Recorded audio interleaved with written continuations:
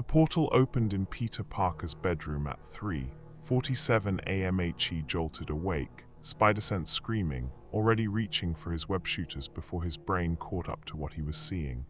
The dimensional doorway, stable, controlled, marked with Bulma's technology signatures, shimmered in the space between his desk and closet, and through it stumbled Goku, looking worse than Peter had ever seen him. Mr. Goku. Peter was fully awake now, pulling on his mask out of habit even though his identity was no secret to the Z-Fighter. What's wrong? What happened? Goku was breathing hard, gi torn, blood trickling from a cut above his eye. Not serious injuries by Saiyan standards, but the fact that he had any asterisk injuries was alarming. Peter, need to talk to the Avengers. Now, something's really wrong. Define wrong, Peter said, already texting the emergency Avengers channel while pulling on his suit. Like Thanos level wrong or worse. Goku's expression was grave in a way Peter had rarely seen. The universes are bleeding into each other, and I think we're being watched by something that wants to stop it, permanently. Minutes later, Avengers Tower's emergency conference room was filled with hastily assembled heroes in various states of dress. Tony wore sweatpants and an arc reactor. Steve had clearly been at the gym despite the hour, still in workout clothes. Natasha looked perfect despite being woken at 4 a.m., which didn't surprise anyone. Strange materialized in full regalia, the eye of Agamotto glowing with urgency. I felt it too, about an hour ago. A presence observing our reality, ancient, powerful, and decidedly hostile to the dimensional entanglement. The Shadow Council, Goku said, and everyone turned to him. That's what Wise called them when he warned me.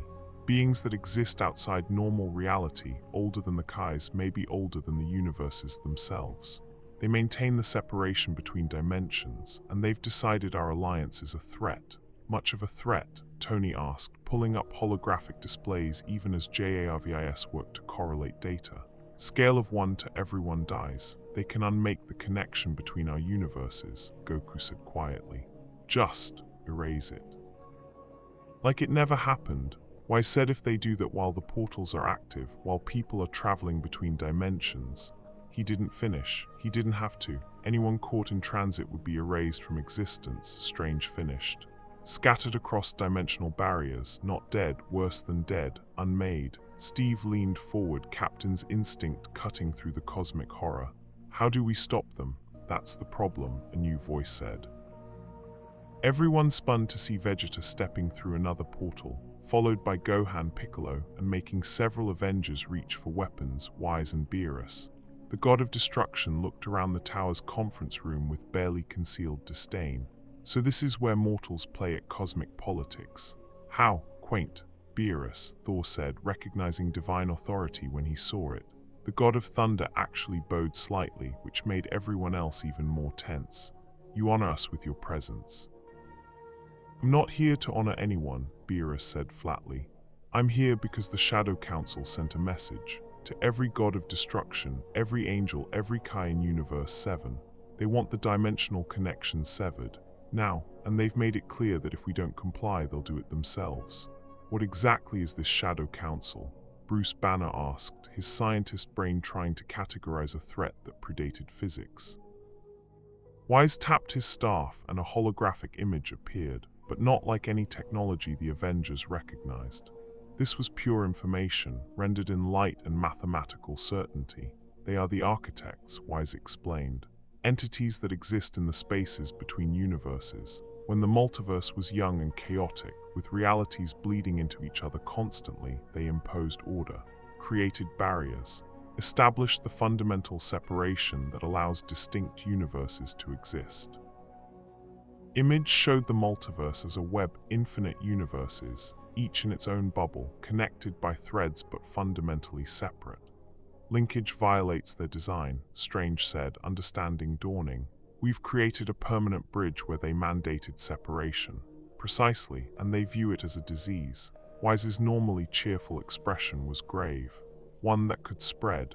If other universes see that permanent linkage is possible, they might attempt it themselves. The barriers could collapse entirely, causing omniversal chaos. So they want to cut the connection to prevent a precedent, Reed Richards said, his hologram appearing as JARVIS connected him from the Baxter building. It's not about us specifically, it's about what we represent. Correct, Beerus said, and normally I'd agree with them. Gods of destruction exist to maintain cosmic balance. Severing an unauthorized dimensional bridge falls well within my mandate. Steve prompted, hearing the unspoken word. Beerus looked at Goku, and something complicated passed between them. But in 3 months I've watched this alliance, seen what it accomplished, and more importantly, the God of Destruction's expression was unreadable.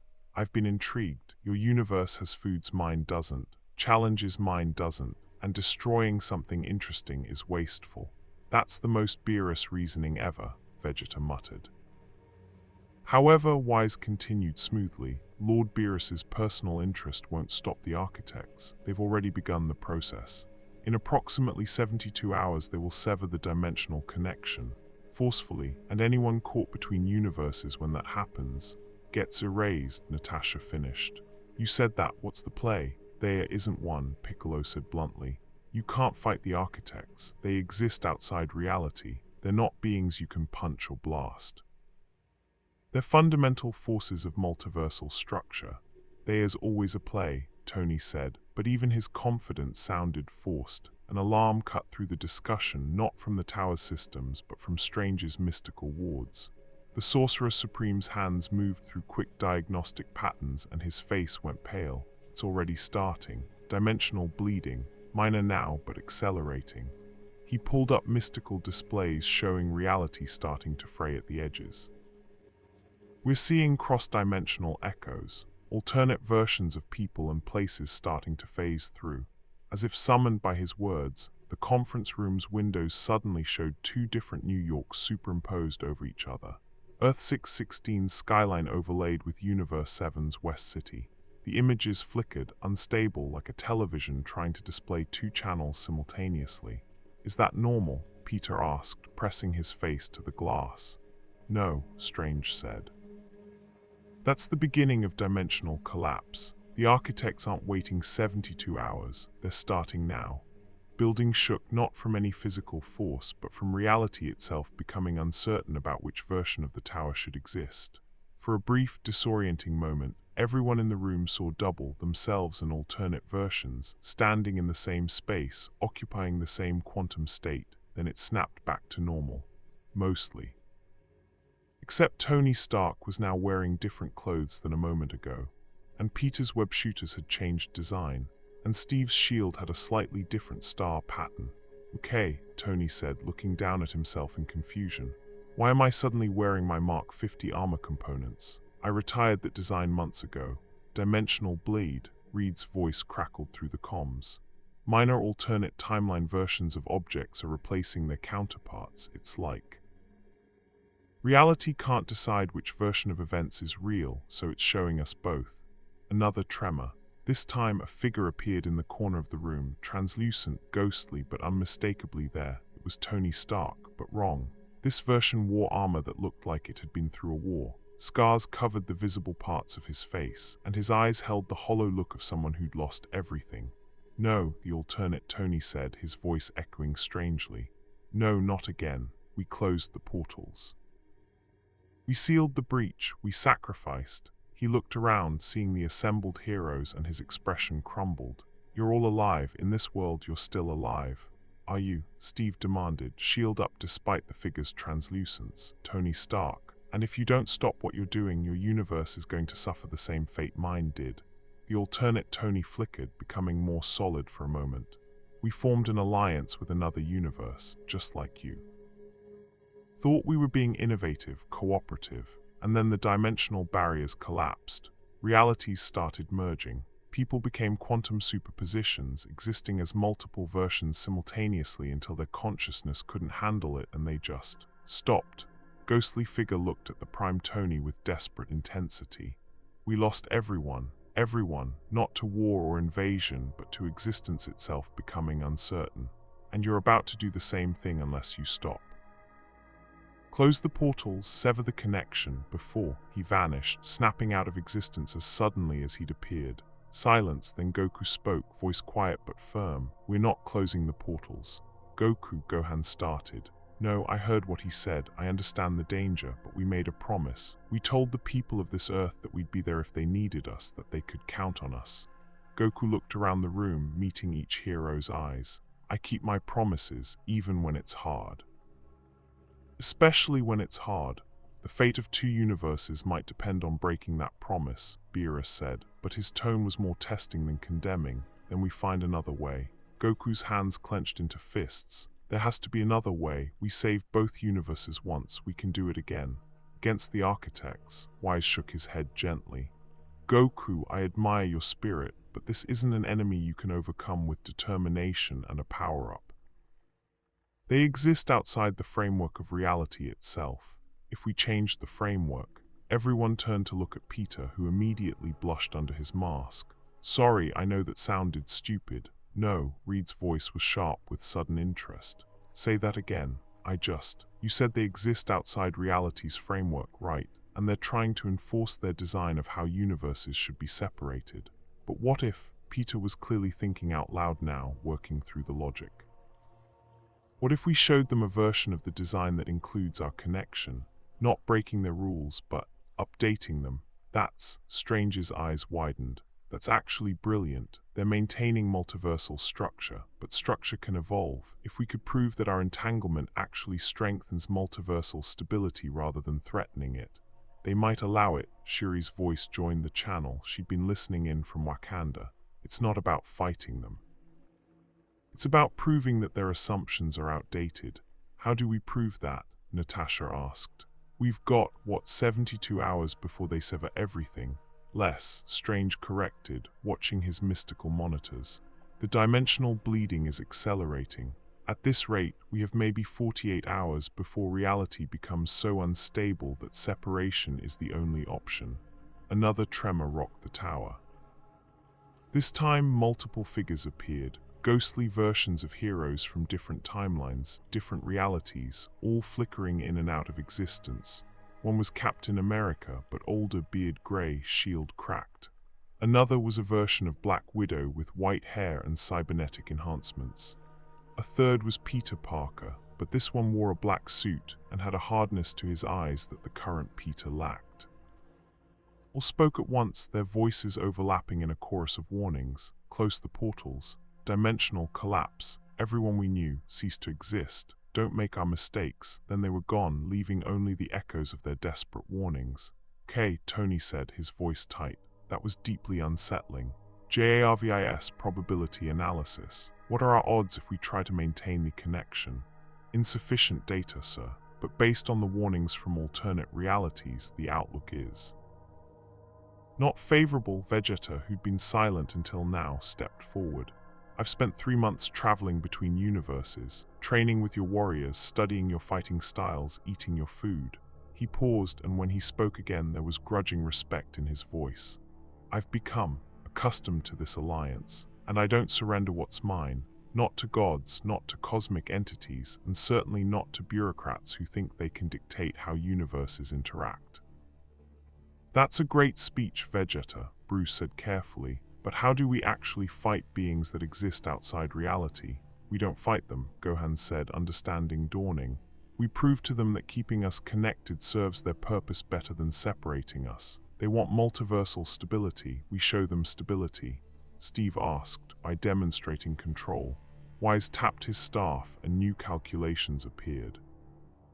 "The dimensional bleeding is happening because the connection between universes is unstable, like a bridge with a wobbling support beam. If we could stabilize it, make it part of the multiversal structure rather than a violation of it, then we're not breaking their rules," Reed finished, excitement growing in his voice. "We're helping them enforce it, showing them that controlled, deliberate connections between universes are actually more stable than forced separation. There's precedent for this," Strange added, pulling up mystical texts. "The Vishanti maintain controlled pathways between dimensions for mystical energy flow. The architects allow those because they serve multiversal balance. If we could demonstrate that our connection functions similarly, they might permit it," Beerus concluded. "Clever, for mortals." They as a problem, Piccolo said, always the pragmatist. We'd need to stabilize the connection while it's actively deteriorating. That means working in both universes simultaneously, coordinating perfectly, while reality itself is becoming uncertain. We'd need to do it under observation, Wise added. The architects would need to see the stabilization process working in real time. Any failure, any sign that it's making things worse, they'll sever it immediately, Beerus finished, and probably erase everyone involved to prevent future attempts. No pressure, Peter muttered. Another dimensional tremor hit, stronger this time.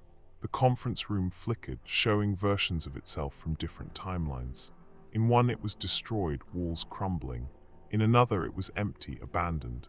In a third it was filled with heroes Peter didn't recognize, fighting a battle against shadowy enemies. When reality stabilized, one of those enemies remained. The creature was wrong in a way that hurt to look at directly. It had too many angles, existed in too many dimensions simultaneously. Its form shifted constantly, never settling on a single shape. And when it spoke, the sound came from everywhere and nowhere. *** violators. Dimensional breach must cease. ***. Oh good, Tony said, armor forming around him instantly. They sent an enforcer. Creature moved, if moved was the right word for something that simply stopped existing in one place and started existing in another. It reached for Goku with appendages that existed in dimensions the human eye couldn't properly perceive. Goku went Super Saiyan Blue instantly, golden Andazha aura blazing. His fist connected with something that shouldn't be punchable, and reality screamed from the impact. ***, the creature said, and backhanded Goku through 3 walls. Vegeta transformed, joining the attack. Thor summoned lightning. Captain Marvel went binary. They all struck simultaneously, coordinated perfectly from months of training together. The creature tanked every hit without even staggering. ***, you cannot harm that which TINSENDS, your framework ***, then we change the framework. Peter yelled and webbed the creature's limbs, or what he thought were limbs. The webbing held for exactly half a second before the creature simply stopped existing where the webs were attached. Strange, Steve shouted. Any mystical options? It's not from any dimension I can affect. Strange's hands moved through desperate patterns, trying spells that fizzled on contact with the creature's impossible geometry. It's an architect construct. It exists in the spaces between reality, ***, submission. OR, erasure. Choose ***, the creature raised something that might have been an arm, an energy gathered. Not Kai, not cosmic power, not magic, but something more fundamental. The power to unmake. It pointed at the portal device Goku had used to enter Earth 616. No, Goku blurred forward, putting himself between the creature and the device. The energy beam, if it was a beam, hit him directly. For a moment, Goku flickered, became translucent, started to fade. Then his aura exploded outward with such intensity that it forced the creature to actually step back. I said no. Goku's voice resonated with power, with absolute refusal to accept defeat. We made this connection, we fought for it, we're not letting you destroy it. Ultra Instinct Silver flared around him, and for the first time the creature actually looked uncertain. ***, impossible, mortal, cannot, resist, fundamental. Leisure ***, watch me, Goku said and struck. The blow shouldn't have worked. By every law of physics and metaphysics, you couldn't punch something that existed outside reality's framework, but Ultra Instinct didn't care about frameworks. It was the perfected state of self-movement, of acting without thought or hesitation. And in that state, Goku's will to protect the connection was strong enough to actually affect the creature. It staggered, actually staggered. Remarkable, but ultimately. Futile more will come, the ARCHITCTS. Will not permit ***. Beerus moved. The god of destruction had been watching, analyzing, waiting. Now he acted with the casual certainty of a being who'd ended civilizations. Hakai, the word was soft, almost gentle. The energy that followed was anything but pure destruction, not violence, not force, but the fundamental erasure of existence itself. It struck the creature, and for a moment, 2 incompatible forces collided. The architect's power to unmake reality versus a god of destruction's power to end anything that existed. The creature hesitated. You. Dea I am Beerus, god of destruction of Universe 7, Beerus said, and his divine aura filled the room with such pressure that lesser beings would have been crushed. I answer to no one save the Omniking himself. And I have decided that this connection between universes interests me. Therefore it will continue. Tell your architects that if they wish to discuss the matter further, they may petition Lord Zeno for an audience. Otherwise, his energy intensified and the creature actually retreated. This is not over. 72. HOURS. Stabilize or be severed. It vanished, snapping out of existence so completely it was like it had never been there. Everyone stood in stunned silence. Did you just threaten the fundamental forces of multiversal structure? Tony asked finally. Beerus said simply, "They're annoying me." Beerus, Wise said with exaggerated patience, "You do realize you've just escalated this situation considerably. Good, let them escalate. I haven't destroyed something truly powerful in weeks. I'm getting bored." Despite everything, the danger, the cosmic stakes, the literal unraveling of reality, Goku started laughing. "See, this is why I like having you around, Lord Beerus." "Shut up, Kakarot." Steve Rogers, who'd fought Nazis, Hydra, Ultron, and Thanos without flinching, looked at the god of destruction with something approaching awe. "You bought us time. 72 hours to stabilize the connection." "We do it?" Natasha asked. "Actually stabilize a connection between universes in 3 days. Reed's hologram was already running calculations. It's theoretically possible. We'd need to create a quantum anchor, something that exists identically in both universes, providing a stable reference point for the dimensional bridge. We'd need to demonstrate that the connection isn't causing instability," Strange added. "Show the architects that we can maintain it without risking omniversal collapse. While they watch and judge us," Shiri said, "under pressure with the fate of both universes hanging in the balance." "So Tuesday," Tony quipped, but the humor was forced. Another tremor shook the tower. Through the windows they could see more dimensional echoes, alternate versions of New York flickering in and out of existence. People walking the streets, unaware that they were becoming quantum superpositions of themselves across multiple timelines. "We don't have time to debate," Steve said, shifting into command mode. "We need teams. Raid Strange, Shuri, you're our science and mysticism brain trust. Figure out how to build this anchor. Goku, Vegeta, Beerus, you're our deterrent. If more architect constructs show up, you keep them busy. Thor, Carol, your liaison with other cosmic entities. If this affects the larger universe, we need allies who can vouch for us. Everyone else, you're on civilian protection. If reality starts collapsing, people need to know what's happening and where to go." "Where would they go?" Peter asked quietly. "If both universes become unstable, then we make sure that doesn't happen," Steve said with the absolute certainty of a man who'd never accepted impossible odds. "We've got 72 hours. Let's get to work." As the meeting broke up, as heroes scattered to their assigned tasks, as two universes began the desperate race to prove their alliance could work, Goku stayed behind with Steve. "Captain," Goku said quietly, "that thing said we can't harm what transcends our framework, but I hit it. In Ultra Instinct, I actually hurt it." "I saw," Steve said. "What does that mean?" "It means frameworks can be broken. Rules can be changed." Goku looked out at the flickering skyline, at reality becoming uncertain. "We just have to want it badly enough, wanting it enough." Goku smiled, that same simple, pure smile that had won over so many heroes in both universes. "It always has been for me." Steve nodded slowly, then extended his hand. Goku took it. 72 hours, Steve said. "We'll make it work," Goku promised. And in the spaces between universes, the architects watched, calculating, analyzing, judging. The mortals had been given their deadline. Now they would see if hope could overcome fundamental multiversal law. The countdown had begun.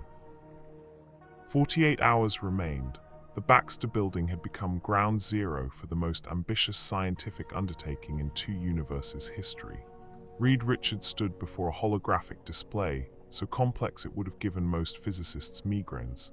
while Bulma argued with him about quantum field theory in terms that made both of them grin with competitive joy. Still thinking three-dimensionally, Bulma said, manipulating the hologram to show additional spatial dimensions. The anchor can't just exist in normal spacetime. It needs to occupy the same quantum state across both universes simultaneously, which violates the Pauli exclusion principle, Reed countered. Two identical particles can't occupy the same quantum state. One universe, correct, but across two universes with entangled dimensional barriers. Bulma's eyes gleamed. The rules change. We're not duplicating a particle. We're creating a single particle that exists in two places at once, because those two places are fundamentally the same location viewed from different dimensional angles. Tony Stark, watching this exchange while simultaneously running 17 different simulations, felt his ego taking repeated hits. I'm literally one of the smartest people on Earth 616, and I'm only understanding about 60% of this conversation. I'm at 40%, Shuri admitted cheerfully from her holographic presence. But I think I see where they're going. We need to create an object that both universes recognize as fundamentally identical, same atomic structure, same quantum signature, same position in spacetime. Exactly, Reed snapped his fingers, his elastic body unconsciously stretching toward the hologram in excitement. And if we can create one such anchor, we can create more. A network of quantum identical points that stabilize the dimensional bridge. How many would we need? Bruce Banner asked from his workstation, where he was calculating energy requirements. Minimum 7, Bulma said. Ideally 70, but we don't have time for ideal. Doctor Strange materialized in the lab, Wong beside him, both looking haggard. The mystical component is proving challenging. Every spell I cast to stabilize the dimensions creates resonance that destabilizes adjacent areas. It's like trying to smooth out a wrinkle in fabric. I just move the problem somewhere else. What if we don't smooth it out? The Ancient One's voice preceded her arrival as she stepped through a portal. The Sorcerer Supreme looked millennia old and profoundly tired. What if we incorporate the wrinkles into the pattern? She gestured, and mystical symbols filled the air, not the clean geometric patterns of Strange's magic, but something older, more chaotic. Reality isn't meant to be perfectly ordered. That's an illusion the architects impose because chaos frightens them. But controlled chaos, deliberate imperfection, can be stronger than rigid structure. You're saying we make the dimensional bridge intentionally unstable? Reed looked skeptical. I'm saying we make it flexible, alive. The Ancient One's fingers traced patterns that made everyone's eyes hurt to follow. The problem isn't that our universes are connected. It's that the connection is too rigid, too much like a crack in glass that will inevitably spread. But if we make it more like living tissue, constantly adapting and healing, then it becomes self-sustaining, Shuri breathed. Not a bridge that needs constant maintenance, but an organ that maintains itself. Precisely. But it requires anchors that are more than just quantum-identical objects. The Ancient One looked at the assembled scientists and sorcerers. It requires anchors that are alive. Silence, then Bulma started laughing, delighted and slightly manic.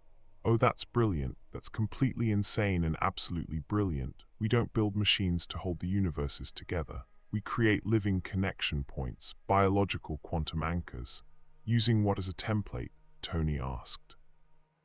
We can't just grow transdimensional organs in a lab. Even I don't have equipment for that. Don't need equipment, Strange said, understanding dawning. We need volunteers. Meanwhile, in the skis above Manhattan, Goku and Vegeta were dealing with a different problem. The dimensional bleeding had attracted attention. Not just from the architects, but from entities that dwelled in the spaces between realities, creatures that shouldn't exist, predators that fed on the energy released when universes touched. There, Vegeta pointed at a ripple in space, and something emerged that made both Saiyans power up instinctively. It looked like a dragon made of fractured mirrors, each scale reflecting a different reality. When it roared, the sound came from 17 different dimensions simultaneously, creating harmonics that shattered windows across 3 city blocks. Okay, that's new, Goku said, settling into fighting stance. You take left, I take right. Don't tell me what to do, Kakarot. They attacked as one, Super Saiyan blue auras blazing. They hit the creature from opposite angles with perfectly synchronized strikes. The impact created shockwaves that rippled across dimensional boundaries, causing brief glimpses of alternate realities to flash across the sky. The mirror dragon shattered into 1,000 fragments, each one reflecting a different version of the Saiyans. Then impossibly, each fragment became real, 1,000 copies of the creature attacking from every angle at once. Okay, that's annoying. Goku spun, Kai blasts firing in every direction with precise control. Each blast was calibrated to destroy one fragment without creating dimensional stress. It was like fighting while walking on eggshells, having to use godlike power with surgical precision. Vegeta, meanwhile, had gone Super Saiyan Blue evolution, his hair darker, aura more intense, power output maximized. Final flash, the massive energy beam carved through hundreds of mirror fragments, but created dimensional ripples that made the air shimmer with instability. Vegeta watched the power output. Goku shouted, "We can't risk." A fragment got through his guard, slashing across his chest. The wound wasn't deep, but where it cut, Goku felt something terrifying, his existence becoming uncertain, flickering between multiple versions of himself. For a horrifying moment, he was simultaneously Super Saiyan Blue, base form, dead, alive, human, Saiyan, hero, villain, quantum superposition made flesh. Then his will snapped him back to singular existence, but the experience left him shaken. These things can cause dimensional instability just by touching us, he realized. We need backup, the kind that exists outside normal space-time. He pressed 2 fingers to his forehead. Lord Beerus, we could use some help up here. The god of destruction materialized instantly, took one look at the mirror dragon's swarm and yawned. These are barely worth my time.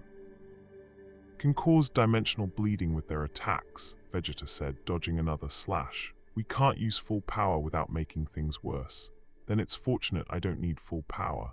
Beerus raised one finger and purple energy gathered, not the overwhelming destruction he was capable of, but something more precise, more surgical. Hakai, every mirror fragment ceased to exist simultaneously. Not destroyed, not shattered, simply erased from reality as if they'd never been. Show off, Vegeta muttered. I am a god, Beerus said simply. Showing off is part of the job description. He looked at the dimensional instability still rippling through the sky. But this is concerning. The barriers between realities are thin enough that void feeders are getting through. That means we're running out of time faster than anticipated. As if to punctuate his point, 3 more rifts tore open across the city skyline. Through each one something emerged, creatures from the spaces between universes, drawn by the scent of dimensional chaos. Spider-Man to aerial team, Peter's voice crackled through the comms. We're seeing ground-level breaches too, things coming through that definitely aren't from either of our universes. Some of them look like, oh god, is that an inside-out elephant? Why is it inside out? Don't look directly at them. Strange's voice cut in. Those are dimensional inversions. They'll flip your perception of space if you make eye contact. Too late, everything is colors now. Colors have sounds. Wanda, get to Spider-Man's location. Counter the perceptual inversion before he becomes permanently synesthetic. Across the city, heroes from both universes scrambled to contain dimensional breaches. Thor and Carol Danvers fought something that existed in 5 dimensions simultaneously. The Hulk grappled with a creature that got stronger the angrier he got, creating a feedback loop of escalating rage. Natasha and Clint coordinated ground teams evacuating civilians from areas where reality was becoming too unstable. And through it all, the countdown continued. 46 hours remaining in the Baxter building. The plan had crystallized into something simultaneously brilliant and terrifying. You want to turn people into living dimensional anchors, Tony said flatly, looking at the biological scans the Ancient One had provided. You want to literally embed pieces of the dimensional bridge into human and Saiyan biology. Embed, Reed corrected. Evolve, we'd be modifying volunteers at a quantum level to exist identically in both universes. They'd become living proof that the connection can be stable. What are the risks? Steve asked, because someone had to. The Ancient One didn't sugarcoat it. Death, dimensional dissolution, quantum superposition that causes the volunteer to exist as multiple conflicting versions simultaneously, driving them insane. Or if it works, permanent alteration of their fundamental existence. "Me up," a voice said from the doorway. Everyone turned to see Peter Parker, still looking slightly disoriented from his dimensional inversion experience but determined. "You need volunteers, right? People willing to become living anchors." "Peter, no," Tony started. "Peter, yes," the teenager countered. "You guys keep trying to protect me, keep treating me like I'm just a kid, but I'm Spider-Man, I'm an Avenger, and Mr. Goku taught me that being a hero means doing the scary thing because it's scary, not in spite of it." "The kid's got spirit," Bulma said approvingly. "But he's also right that we need volunteers. Multiple ones. 7 minimum, 70 ideal." "Do it," Gohan said, entering the lab with Piccolo. "If anyone's going to exist in multiple universes simultaneously, it should be someone with experience handling massive power. Plus, I'm already half Saiyan, half human. I'm used to existing as a hybrid." "That's 2, Piccolo said. "And before anyone asks, yes, I'm volunteering as well. Namekians have regenerative abilities that might help if things go wrong." 3, Bruce said quietly. Everyone turned to look at him. "The Hulk and I are already 2 beings in one body. Adding multiversal existence to that, well, it can't make things more complicated than they already are." 4, Carol Danvers said, her binary form glowing softly. "I'm already connected to cosmic forces that transcend normal space-time. I can handle this." 5, Vision phased through the wall, Wanda beside him. "I am a synthetic being created through the Mind Stone. My existence is already anomalous. And Wanda's chaos magic might provide stability through controlled instability, the very thing the Ancient One suggested." "That's 6, Wanda said. "And before anyone tries to talk me out of it, don't. We're doing this together." 7, Thor said, Mjolnir crackling with lightning. "I am a god, son of Odin, and I have walked between realms for centuries. If this requires divine power anchoring mortal determination, I can provide both." Silence as everyone processed what had just happened. 7 volunteers stepping forward without hesitation to risk everything. "We have our anchors," the Ancient One said softly. "Now we need to prepare them." "How long will the procedure take?" Steve asked. Reed and Bulma exchanged glances. "If everything goes perfectly, 12 hours. If there are complications, then we don't have time for complications," Tony said. He looked at the volunteers, young Peter, standing with the determination of someone 3 times his age. Gohan, scholarly and gentle but carrying planet-breaking power, the others, each carrying their own burdens, each choosing to carry more. "Are you all absolutely sure about this, Mr. Stark?" Peter said, and his voice was steady despite his youth. "You once told me that if you can do good things, you have to, not want to, not try to, have to. This is our have to moment." Tony's jaw worked, emotions warring across his face. Then he nodded sharply. "All right, but I'm monitoring every second of this procedure. And if anything goes wrong, we pull them out immediately. Dimensional stability be damned." "Agreed," Steve said. The procedure began. The Ancient One had converted the Baxter Building's main laboratory into something between a mystical sanctum and a quantum research facility. 7 circles, each inscribed with symbols that existed in multiple languages simultaneously. English, Namekian, Asgardian runes, something that might have been mathematical notation from the dark dimension. The volunteers took their positions, lying in the circles as technicians and sorcerers moved around them with precise choreography. "Process will hurt," the Ancient One warned. "Your bodies, your consciousness, your very existence will be pulled in 2 directions simultaneously. You must hold yourself together through force of will alone." "Story of my life," Bruce muttered, and the Hulk rumbled agreement somewhere in his psyche. "Beginning quantum entanglement procedure," Reed announced. "Bulma, initiate the dimensional resonance field." Technology and magic merged in ways that should have been impossible. Stark repulsors modified to channel Kai. Wakandan vibranium harmonizing with Namekian healing techniques. The Eye of Agamotto glowing in synchronization with calculations from Universe 7's most advanced computers. The volunteers began to glow. Peter felt it first, a pulling sensation, like someone was trying to turn him inside out and outside in simultaneously. His spider sense screamed warnings about danger from every direction at once, which somehow meant no direction, which meant everywhere, which meant he held on, thought about Uncle Ben's lessons about responsibility, about Mr. Stark's trust, about Mr. Goku's simple certainty that doing good was always worth it. Let those thoughts anchor him even as his body tried to exist in two universes at once.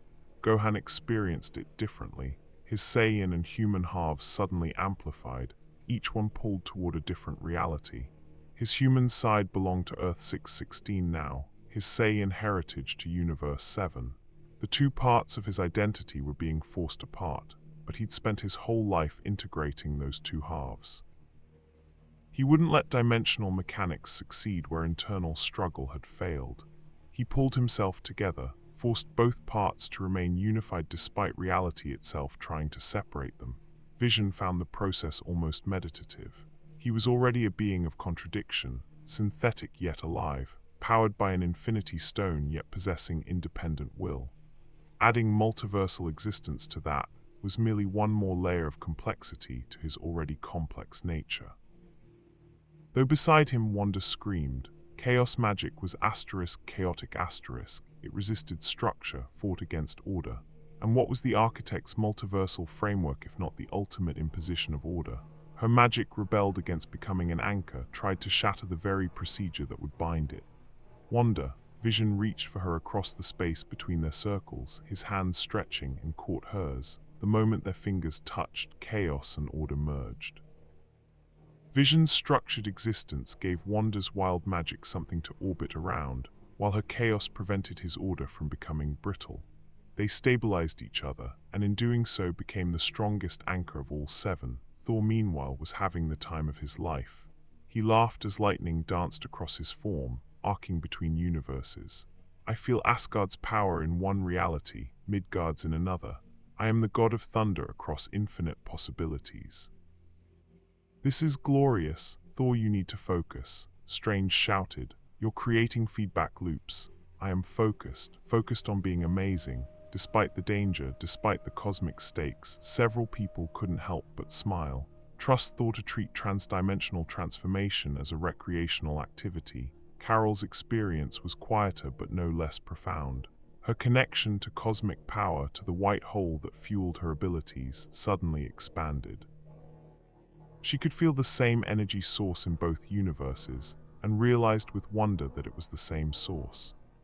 Cosmic power didn't care about dimensional boundaries. It simply was eternal and infinite. She became a conduit for that infinity, letting it flow through her across realities. Bruce and the Hulk went through their usual negotiation, but with higher stakes. We need to work together on this, Bruce said internally. Hulk smashed dimensional barriers. The Hulk roared, no smashing. To become the barrier, or part of it, or look, I don't fully understand the science either, but Hulk hates science. I know, buddy, but Hulk likes friends, right? Thor, Tony, Spider-Man, if we don't do this, they might cease to exist. Hulk considered this, then Hulk protect friends. Exactly, so we need to hold together. You and me across two universes, protecting our friends. Hulk and Banner strongest there is in any universe. Yeah, we are, they merged, and the force of it sent shockwaves through the procedure that actually made the building shake. Piccolo's transformation was perhaps the strangest. As a Namekian, he could already regenerate, split himself into multiple beings, even fuse with others. His biology was designed for transformation and adaptation, so when the quantum entanglement hit, when his existence was pulled across dimensional boundaries, his body simply adapted, evolved. Incorporated multiversal existence as naturally as breathing, he became the template, the proof of concept. If it could work for him, it could work for all of them. 6 hours into the procedure, something went wrong. Peter's quantum state destabilized. One moment he was Peter Parker, the next he was simultaneously Peter Parker from 1,000 different timelines. Somewhere Uncle Ben lived, somewhere he became a villain, somewhere he never got his powers, all trying to exist in the same space. He's fragmenting, Reed shouted. His consciousness can't handle multiple quantum states simultaneously. Pull him out, Tony commanded. We can't. If we interrupt now, he'll be permanently stuck between states. Peter felt himself dissolving, spreading across infinite possibilities. He was becoming everyone he could have been, which meant he was becoming no one at all. Then he felt a hand on his shoulder. Firm, steady, anchoring, he looked up, with however many eyes he currently had, and saw Goku standing beside him in the quantum space between universes. The Saiyan wasn't physically there, couldn't be, but his presence was absolute nonetheless. "Hey Peter," Goku said with that characteristic smile. "You're spreading out too much, you gotta pull yourself back together." "I don't know how." Peter's voice came from a dozen mouths simultaneously. "There's too many versions of me, too many choices I could have made, paths I could have taken. So pick one," Goku said simply. "The you that wants to be here right now doing this, that's the real you. All those other versions, they're possibilities, but you get to choose which possibility becomes real. Do I choose when they're all me? They're all versions of you, but only one is you, the one who's here because he chose to be, the one who volunteered to become an anchor because it was the right thing to do." Goku's hand squeezed his shoulder. "Find that, Peter, hold on to him, let the rest go." Peter understood. He stopped trying to be all possible versions simultaneously and instead chose, actively, deliberately chose, to be the Peter Parker who was Spider-Man, who was an Avenger, who had learned from Tony Stark and Captain America, and a Saiyan warrior from another universe that heroism meant doing the hard thing because it was right. He collapsed back into singular existence with a gasp. "Stabilizing," Reed announced, relief flooding his voice. "His quantum state is locked. He's through." By one, the others completed their transformations. When it was over, when all seven lay gasping in their circles, something had fundamentally changed. They glowed softly, not with Kai or cosmic power or magic, but with something more fundamental. The light of existence itself, rendered visible by their connection to two realities simultaneously. "Do you feel?" the Ancient One asked. Peter sat up slowly. "Weird, like I'm here but also there, like I'm one person but also two. But also still just me." He looked at his hands, and for a moment everyone could see through them to the same hands existing in Universe 7. "This is so trippy." It worked, Bulma breathed, scanning them with instruments that showed readings no one had seen before. "They're quantum identical across both universes, perfect anchors." "We're not finished," the Ancient One said. 7 anchors provide minimal stability. "We need to amplify their effect, extend their influence across both realities." "How?" Strange asked. "They need to use their powers," Beerus said, having entered sometime during the procedure. "Not conservatively, not carefully. Full power in both universes simultaneously. That will create resonance patterns that spread their stabilizing influence. That will attract attention," Wise noted, "from the architects and from every entity sensitive to cosmic disturbances." "Them come," Thor said, standing with lightning crackling across his form. Lightning that was somehow both Asgardian and Universe 7's Kai simultaneously. "We'll show them that our connection makes us stronger, not weaker." Outside, alarms blared. The dimensional bleeding had intensified. Rifts were opening faster, larger, more unstable. Through the building's windows, they could see the sky itself splitting apart, showing a dozen different realities trying to occupy the same space. The largest rift, something immense, stirred. The architects had sent more than constructs this time. They'd sent a judgment entity, a being designed specifically to evaluate whether dimensional connections served multiversal stability or threatened it. It emerged from the rift, and its form was terrible in its absolute neutrality. No face, no emotion, just pure evaluative function rendered into reality. When it spoke, the voice came from everywhere and everyone simultaneously. "Anchors detected. Biological dimensional BRIDGES established. Evaluation COMMENCNG. Demonstrate stability or face severance, ***. How long do we have?" Steve asked, shield already in hand. "Stability is proven or contradicted. Time, irrelevant. Outcome, absolute, ***. 24 hours remained on the original deadline, but the judgment entity operated outside time. It would observe, analyze, and render verdict instantaneously from its perspective, which could mean seconds or centuries from theirs. Then let's give it something to observe." Carol said, her body glowing with power from two universes. Let's show it what our alliance can really do. Anchors rose as one, 7 heroes, existing in two realities simultaneously, ready to prove that some connections were stronger than multiversal law. The true test had begun.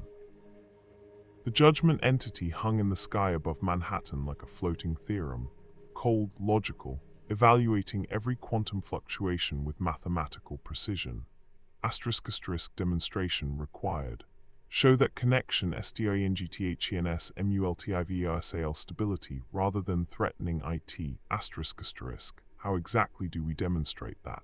Tony asked, watching his scanners try and fail to properly classify the entity. It's not giving us parameters, no success metrics, no clear objectives, because it's testing whether we understand multiversal stability instinctively, the Ancient One said, eyes glowing with mystical sight as she studied the entity. The architects maintain order across infinite realities. They're not looking for us to follow a checklist. They want to see if we comprehend the fundamental purpose of dimensional separation. Which is, Natasha asked, to prevent cascade failures. One universe's catastrophe spreading to others. One reality's entropy accelerating the heat death of all realities. Stranger's hands moved through rapid calculations. They're afraid that our permanent connection creates a vector for universal-scale disasters to jump between dimensions. So we prove it doesn't, Steve said. We show them the connection is controlled, limited, and actually provides mutual protection rather than mutual vulnerability. Entity shifted, and suddenly dimensional rifts began opening across the city. Not random ones like before, but deliberate tests. Through each portal came a different threat. Through one, a swarm of Chitauri from an alternate timeline where they'd conquered Earth 616. Through another, a demon horde from Universe 7's hell, specifically the ones Goku and the others had been fighting back home. Through a third, something that looked like a living black hole, consuming everything it touched. Through a fourth, an alternate version of Ultron, enhanced with technology from both universes, coldly announcing, demonstrating cross-dimensional threat propagation. If your connection exists, I exist. I am the proof of your failure. ***, respond, ***, the entity commanded. Show that connection does not enable threat multiplication. ***, it's testing whether villains can exploit the bridge, Reed realized. Whether our connection makes both universes more vulnerable. Then we show it the answer is no, Gohan said, his form flickering between both realities as he powered up. Because we're ready for this, we've trained for this, and we've got each other's backs. 7 anchors moved. Peter swung into the Chitauri swarm, but his webbing now existed in both universes simultaneously. When he bound the aliens, they were trapped across dimensional barriers, unable to escape because his webs existed in quantum superposition. A simple restraint had become an interdimensional prison. Okay, that's actually really cool, he shouted, webbing 10 Chitauri at once and watching them freeze, unable to move in either reality. Piccolo faced the demon horde with calm certainty. As a Namekian who now existed in both universes, he could sense their energy in ways he never could before, see the dimensional threads connecting them to their hellish origin point. He raised his hand, and instead of destroying them, he redirected them, sent them back through the portals they'd come from, using his dual existence to manipulate dimensional pathways directly. Impressed, he asked the judgment entity as the last demon vanished. Noted, vision and wonder worked in perfect synchronization against the living black hole. His order and her chaos, both now amplified by existing in two realities simultaneously, created a perfect balance.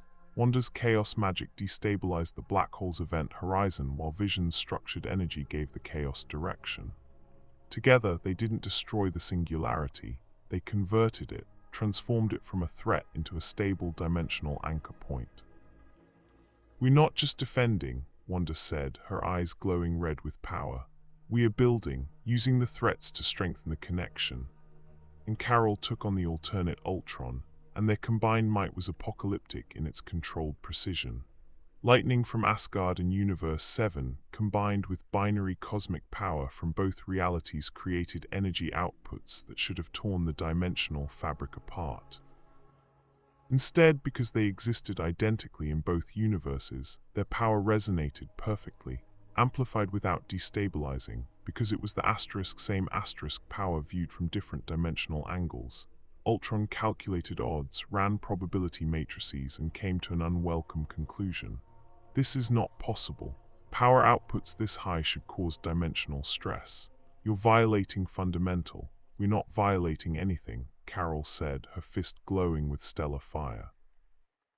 We're proving that some rules need updating. She and Thor struck simultaneously, and Ultron ceased to exist, not destroyed but uncompiled, his code scattered across dimensions too distant to ever reassemble. Control, adequate. Continue, ***. Bruce Banner stood before the rift that was still spawning threats, and he made a choice. He stopped fighting the Hulk, stopped trying to maintain separation between his two halves. Instead, he let them merge, not into Professor Hulk, but into something new. Banner's intelligence and Hulk's power, existing in two universes simultaneously, each aspect amplified by the other.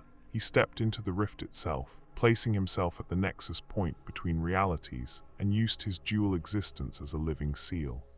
Threats tried to come through, but encountered a being who was simultaneously immovable object and unstoppable force. Connection isn't a weakness, Bruce said, his voice resonating with both human intellect and gamma-fueled strength. It's a choke point, a place where we can control what crosses between universes instead of letting it happen randomly. ***, defensive application, recognized ***, but the biggest test came from an unexpected direction. High above the city, a portal tore open that made all the others look insignificant. Through it came a fleet, not Chitauri, not demons, but something worse, Frieza Force ships, hundreds of them, led by a flagship that broadcast a familiar, terrifying voice. "Oh my," the voice purred with sadistic amusement. "What do we have here? Dimensional barriers so weak that even I could slip through. And is that? Yes, it is. Saiyan energy signatures. How delightful." Through the portal stepped Frieza, but not the Frieza that Universe 7 knew. This was Frieza from the alternate timeline they'd glimpsed during the first crisis, the one where he'd won, where he'd destroyed the Saiyans and claimed the Dragon Balls and become even more powerful than in the Prime timeline, Golden Frieza, his form radiating power that made several Earth 616 heroes step back involuntarily. "You," Vegeta snarled, power spiking instantly. "That's not our Frieza. He's from a reality where I achieved perfection," alternate Frieza said, his tail swishing with pleasure. "Where no Super Saiyan god arose to challenge me, where I had time, resources, and motivation to train for decades. And now, thanks to these delightful dimensional weaknesses, I can expand my empire across multiple realities." He looked directly at the Judgment entity. "You want a demonstration of why dimensional connections are dangerous? Allow me to provide one. I'm exactly the sort of threat that can exploit multiversal access. Watch." Frieza raised one finger, and death beams lanced out, not at the heroes, but at the dimensional rifts themselves. His attacks were precisely calculated to destabilize the barriers further, to tear the gaps wider. "I will break your precious stability," Frieza announced, "and spread my reign across every universe I can reach. You've created the perfect invasion route and called it an alliance. How? Stupid." ***, threat assessment. Critical connection ENABLES cross-dimensional tyrant expansion. POPING 27 ***, no. Goku's voice cut through the chaos. He stepped forward and his power erupted in a way Earth 616 had never seen. Ultra Instinct Silver, but amplified. Because he now existed in two universes simultaneously, his mastery of the technique was doubled. He was achieving perfect self-movement in two realities at once, making him effectively twice as fast, twice as powerful. He appeared in front of Frieza, blocking the death beam with one hand. "Right," Goku said quietly. "The connection does make it easier for threats to cross between universes, but it also makes it easier for us to stop them." He looked back at the Judgment entity. You want proof that this works? Watch. Then he did something impossible. Goku reached out with his free hand and his Kai extended across dimensional barriers. In Universe 7, the Z-Fighters felt it, a call for power, for energy, for support, and they responded. Gohan in Universe 7 sent his energy. So did Piccolo's other half, Vegeta from both realities, Trunks, Goten, even Master Roshi and Krillin contributed what they could. And in Earth 616, the heroes responded to the same call. Tony fed energy from the arc reactor. Thor channeled Asgardian lightning. Carol poured in cosmic power. Strange added mystical energy. Steve had no power to give, but he gave his will, his absolute determination that this would work, and somehow that mattered just as much. The energy converged on Goku, flowing through him across two realities simultaneously. Not a spirit bomb, this was something new. A technique that only existed because of the dimensional connection, a multiversal Kamehameha. You wanted to see if the connection made us vulnerable. Goku asked Frieza, his hands cupping together as blue-white energy gathered between them, energy from two entire universes worth of heroes. It doesn't, it makes us unstoppable. Me. Frieza's eyes widened. He tried to dodge, to flee back through his portal. Me. But there was nowhere to run. The attack existed in both universes simultaneously. No matter which reality Frieza escaped to, it would be there. The beam wasn't just powerful, it was definitive. It struck Frieza and continued through him, through his fleet, through the portal itself, and sealed it shut with such finality that the dimensional scar tissue was actually stronger than the original barrier. When the light faded, Frieza was gone. Not dead, Goku had pulled the attack at the last second, but sent back to his own timeline and sealed there, the pathway permanently closed by the very energy that could only exist because of the dimensional connection. Silence, then the judgment entity spoke, and for the first time its voice carried something that might have been approval, unprecedented, cross-dimensional cooperative technique. Threat ELI-ATD while simultaneously SDINGTHENING barriers. Connection utilized for mutual DFENSC rather than mutual vulnerability. That's what we've been trying to tell you, Tony said, still feeling the echo of his energy being used in that technique. We are stronger together, not just in a feel-good way, literally, objectively, measurably stronger. Evaluation continuing. Defensive capability, proven. Stability under stress, proven. Remaining question, long-term viability, the entity shifted, and suddenly everyone felt a pull, a sensation of time accelerating around them while they remained constant. The judgment entity was testing whether the connection would remain stable over time, simulating decades, centuries, millennia in seconds. The 7 anchors felt it most intensely. Their existence stretched across time as well as space, living through thousands of potential futures simultaneously. Peter saw himself growing old while remaining young, saw timelines where he became the greatest hero Earth 616 had ever known and others where he failed, retired, died young, lived centuries. All of it happening at once, but through it all one thing remained constant, the connection to Universe 7. In every timeline, in every possible future, the bond held, because it wasn't based on technology that could fail or magic that could fade. It was based on choice, on friendship, on the deliberate decision to remain allies no matter what came, and choice, the anchors discovered, was more permanent than physics. The temporal simulation ended, snapping them back to the present. All 7 gasped, experiencing the disorientation of living 1,000 lifetimes in moments. Long-term stability, confirmed. Connection self-sustaining across temporal scale, based on deliberate choice rather than structural dependency. Fascinating, so we pass, Gohan asked, trying not to sound too hopeful. Partial affirmative. You have DMONSTITD that connection can be stable, defensive, and self-MANTANING. However, of course there was a however. Have only DMONSTITD this for 2 UNIVERSES. 7 ANCHOIS WHILE adequate are minimal. For full approval, demonstration must scale, scale how? Strange asked warily, the entity gestured, and dozens of new portals opened, not to alternate timelines or hostile realities, but to other universes entirely. Universes the heroes had never encountered. Some looked almost identical to their own, others were wildly different. Through one portal, they glimpsed a universe made entirely of music, where beings existed as living songs. Through another, a reality where time flowed backward. Through a third, a universe where Marvel and DC had somehow merged into one coherent world. Connection can be maintained between two universes. Prove it can be extended without cascading destabilization. Show that your model is not unique to your specific circumstances.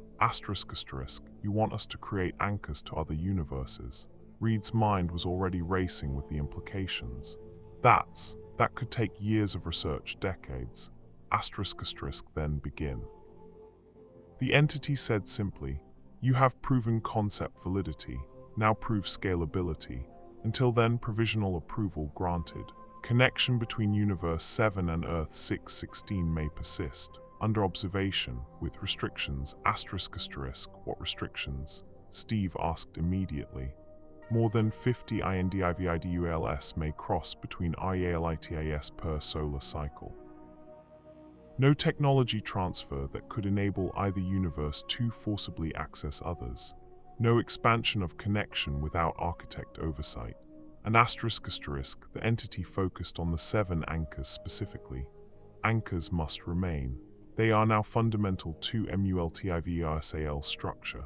They cannot be removed, cannot be altered, cannot cease to exist without destabilizing the connection. They have become living pillars of reality itself. The weight of that settled on Peter, Gohan, Piccolo, Bruce, Carol, Vision, Wanda, and Thor. They weren't just heroes anymore. They were infrastructure, living components of the multiverse's structure. So we can never die, Peter asked quietly. Death would require immediate replacement. Your existence is now essential to Multiversal stability. CONTNGNCIS will be required. That's. Wanda's voice shook slightly. That's a lot of responsibility. It's what we signed up for, Vision said, taking her hand. We knew the risks. Carol looked at her hands, still glowing with power from 2 realities. I knew it would be permanent, but being told you're literally essential to reality itself is terrifying, Bruce finished. Yeah, but also. I've spent my life being afraid of what I am. Maybe it's time to be something more, something that matters. All matter, Steve said firmly. Whether you're a dimensional anchor or not, but the entity's right, this is bigger than us now. We started something, and we need to see it through responsibly. The judgment entity pulsed with what might have been approval. Wise oversight will continue. Architect representative will maintain observation post in both UNIVRCS. Expect regular evaluations. Fail to maintain stability, and severance will be immediate. Who's the representative? Tony asked. A new portal opened, and through it stepped something that made even Beerus sit up and take notice. It looked human, deliberately so, the same way an adult might crouch down to talk to a child, but the eyes gave it away. They held infinity, showed the space between universes, reflected realities that didn't exist yet. I am the architect designated as Observer 7, 616, it said, and its voice was gentle despite the weight it carried. You may call me 7. I will be residing in both of your universes, monitoring the connection and ensuring compliance with multiversal protocols. Great, Vegeta muttered, a cosmic babysitter. Think of me more as a consultant, 7 said with a slight smile. I have no desire to interfere with your autonomy. My purpose is merely to ensure that your connection doesn't accidentally destabilize the larger multiverse, which, given what I've observed today, seems unlikely. 7 looked at the 7 anchors. You've done something unprecedented. created a new paradigm for how universes can interact. The architects are not known for adapting quickly, but you forced us to reconsider fundamental assumptions about multiversal structure. Is that good? Peter asked. Time will tell, but for now, Seven gestured and the remaining hostile portals closed. The dimensional bleeding stopped. The instability that had plagued both universes for days ceased entirely. Your connection is stable, approved, and under protection. The judgment entity pulsed one final time. Evaluation complete. Verdict, conditional approval. Connection between Universe 7 and Earth 616 recognized as structurally sound and defensively beneficial. May persist indefinitely subject to compliance with stated RESTICTIONS and regular review. Supplemental note: other UNIVERCS OBSERVING this precedent. Expect contact. MULTIVERSAL landscape forever altered by your ACTIONS. CONSEQUENCES unknowable but inevitable. Final assessment: you have not broken MULTIVERSAL law, you have changed IT. This pleases the ARCHITCTS more than it SHOULD. And with that, the judgment entity vanished, returning to the spaces between realities. For a long moment, everyone just stood there, processing what had just happened. They'd done it against impossible odds, against cosmic forces that predated existence, against the fundamental laws of the multiverse itself.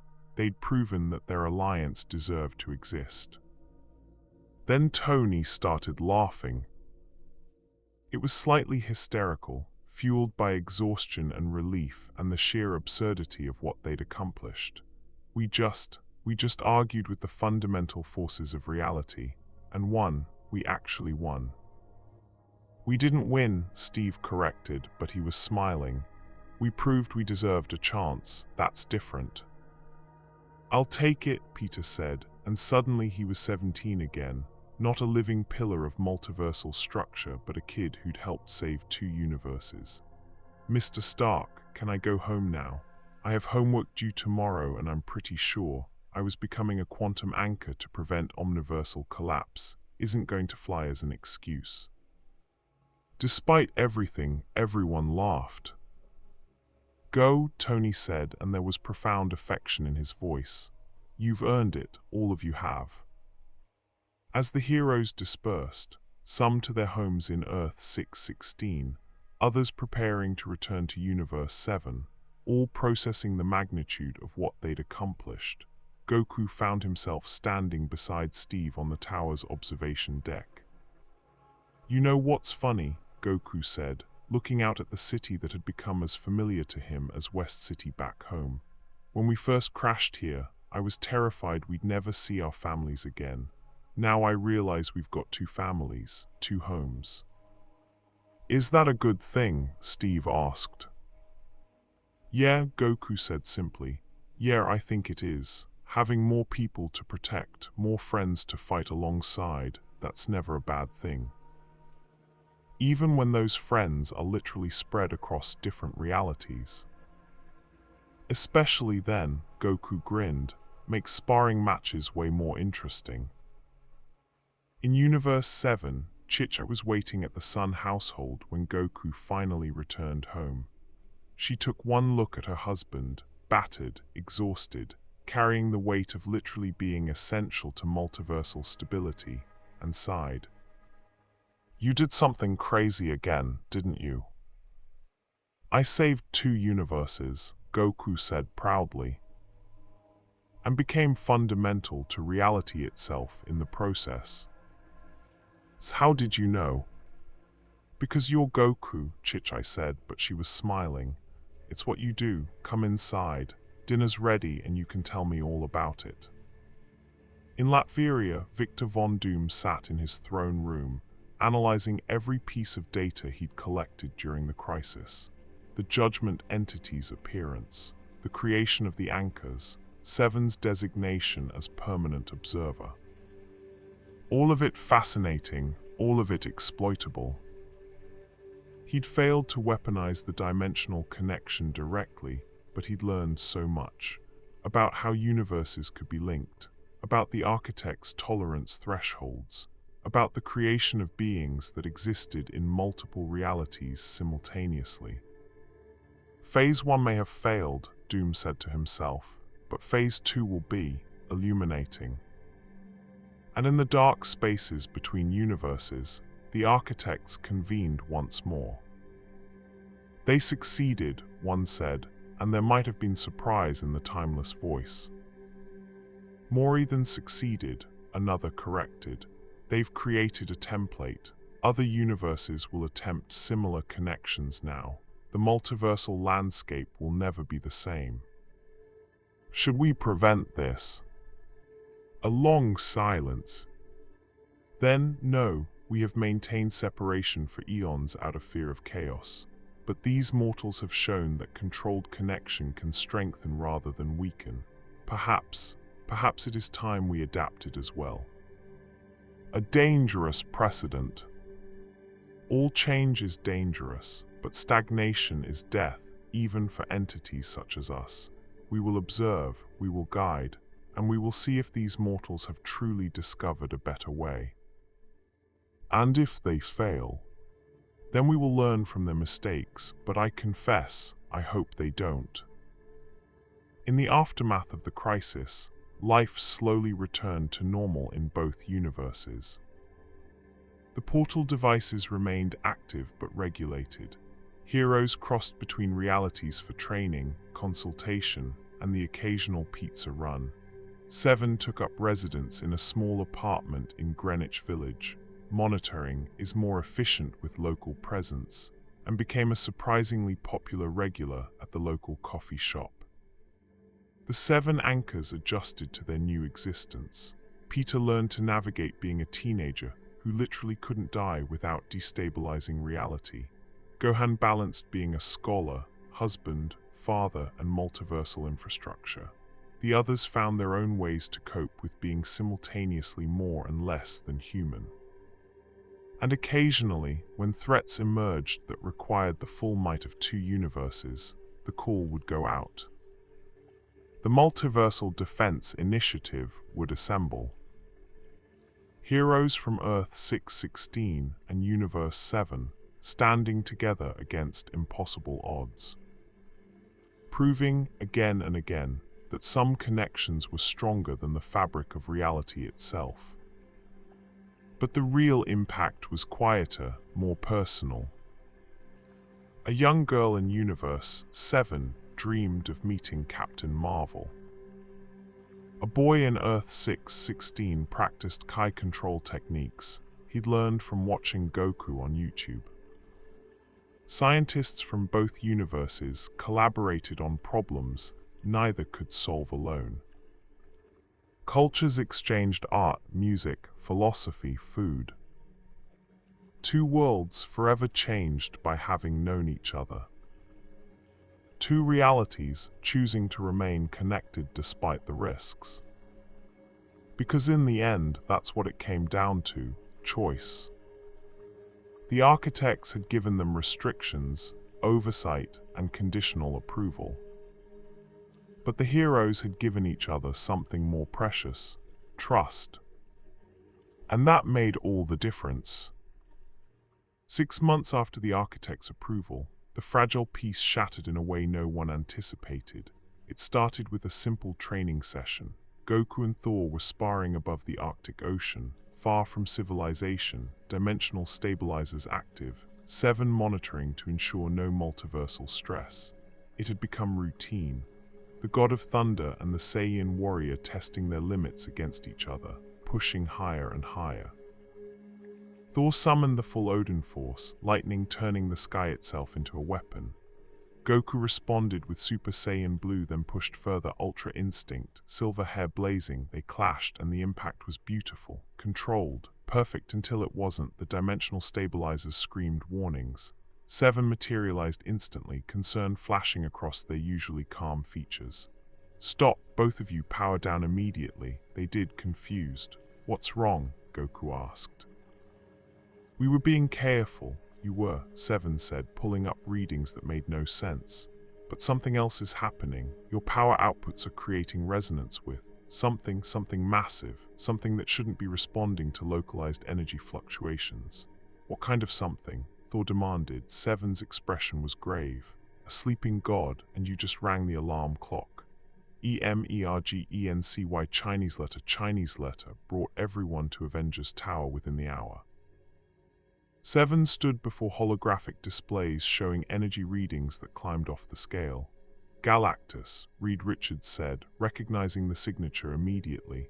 But these readings are wrong. He's not just sensing Earth as a potential meal. He's actively approaching at speeds that should be impossible for a being his size. It's worse than that, Seven said quietly. Your sparring match created a quantum resonance that propagated across dimensional barriers. Galactus felt it in multiple realities simultaneously, and he's not coming alone.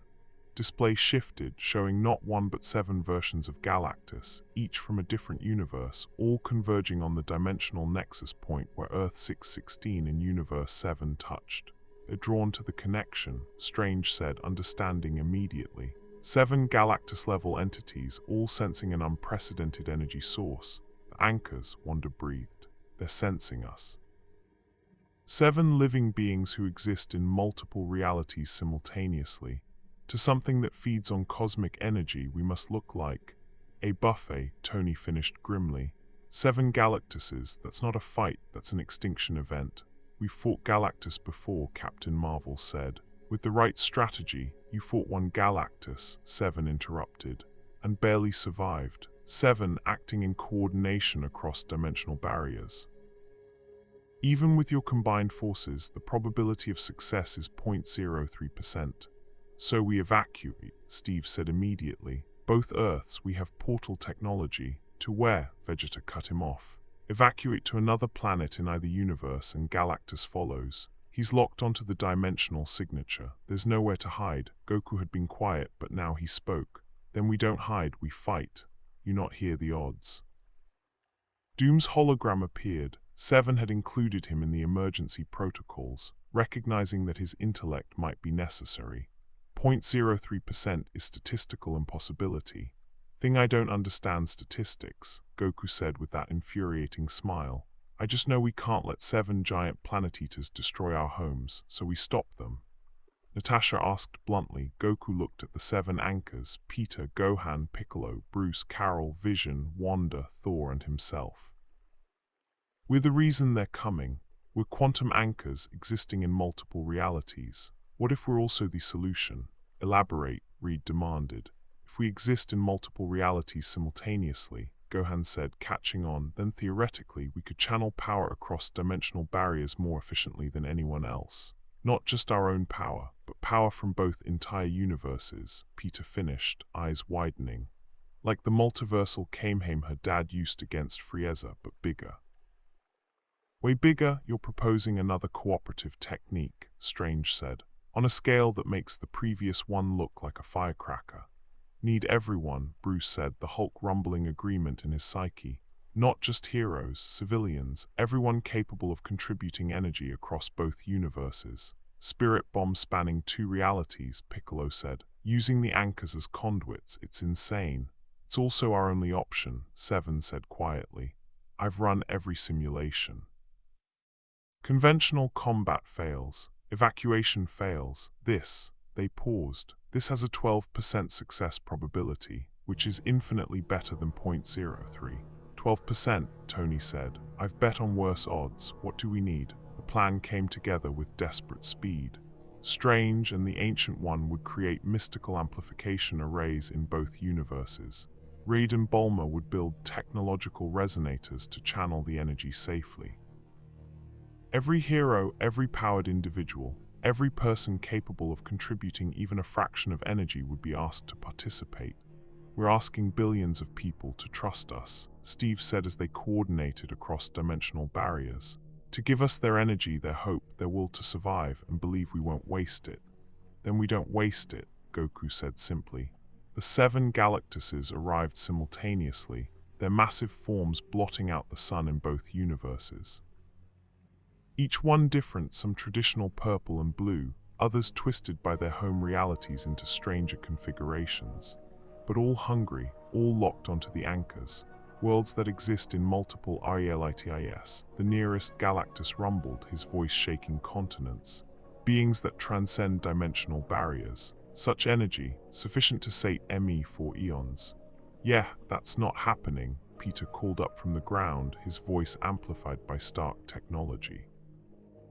We're kind of using that energy to, exist. Existence is temporary. I am eternal. The Galactuses moved as one cosmic power building. This wasn't an attack, this was harvesting. They would drain the anchors, consume the dimensional connection, and leave both universes dead husks. Now, Strange's voice echoed across both realities, the amplification arrays activated. In Universe 7 and Earth 616 simultaneously, billions of people felt the call, a request, not a demand, for their energy, their hope, their determination that their worlds would survive, and they answered. Goku felt it first, the overwhelming tide of energy from both universes. Not just heroes this time, shopkeepers and students, farmers and scientists, people who'd never thrown a punch but who desperately wanted their worlds to live. The 7 anchors stood together, and the energy flowed through them like rivers converging into an ocean. Peter felt the will of every teenager who'd ever dreamed of being a hero. Gohan channeled the determination of every parent protecting their children. Bruce embodied the rage of everyone who'd ever felt powerless but refused to surrender. Carol blazed with the hope of everyone who'd looked to the stars and seen possibility. Vision and wonder merged order and chaos into perfect balance. Thor carried the thunder of all who'd ever defied impossible odds. Piccolo anchored them all with the calm certainty that this would work, and Goku stood at the center, hands cupped together, and spoke the words that had defined his heroism across decades. Ka-mi, energy built. Not just Kai, not just cosmic power, but something more fundamental, the concentrated will of 2 universes refusing to die. The Galactuses hesitated, sensing something wrong. This wasn't how consumption worked. The prey was supposed to be helpless, passive, not this. Never this, the beam erupted from all 7 anchors simultaneously, merged into a single attack that existed across all dimensions at once. It struck all 7 Galactuses, and for the first time in their eternal existence, they felt something they'd never experienced. Genuine threat, but it wasn't enough.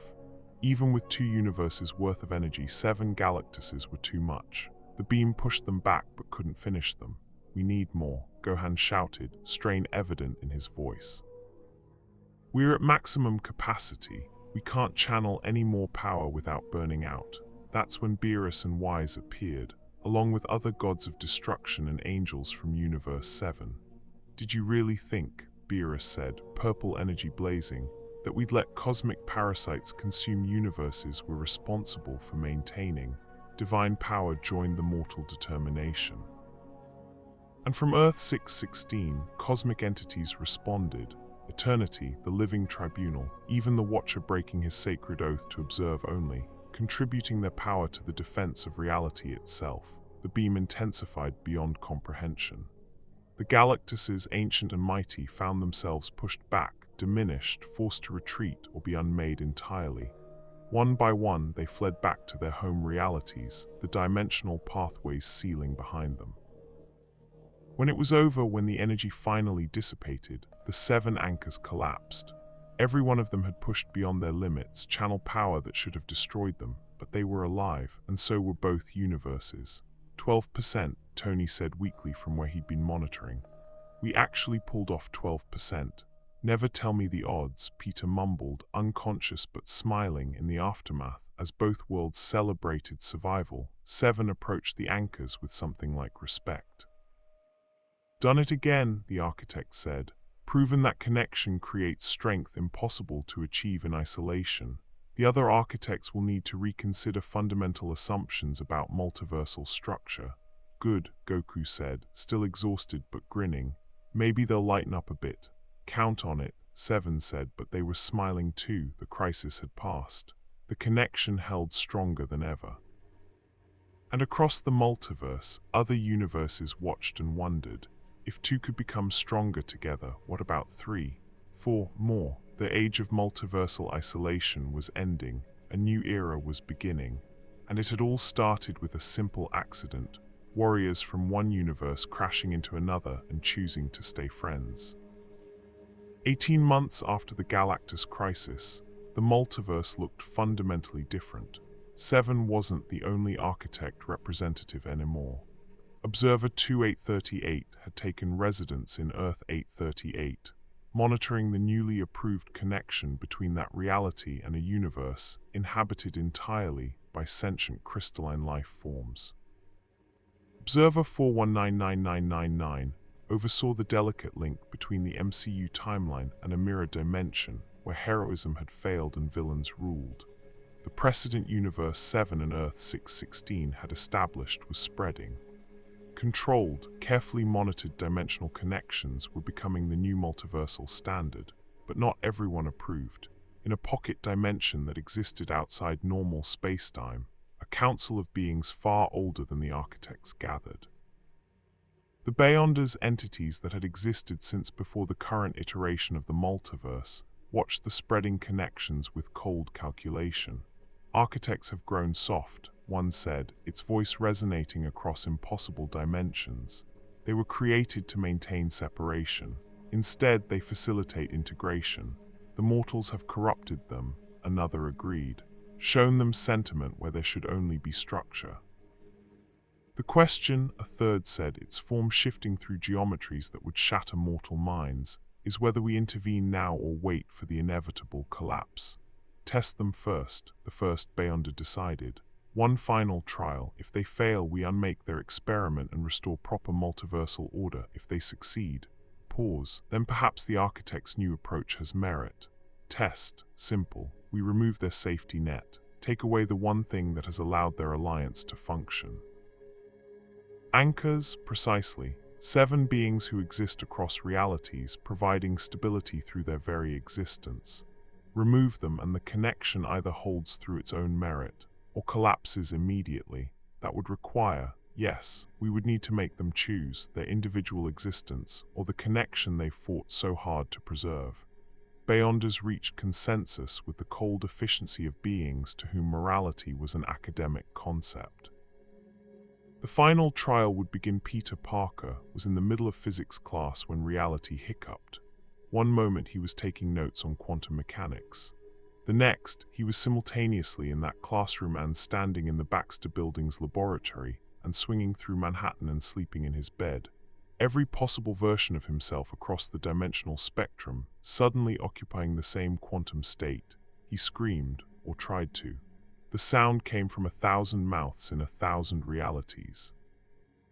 The same thing was happening to all 7 anchors simultaneously.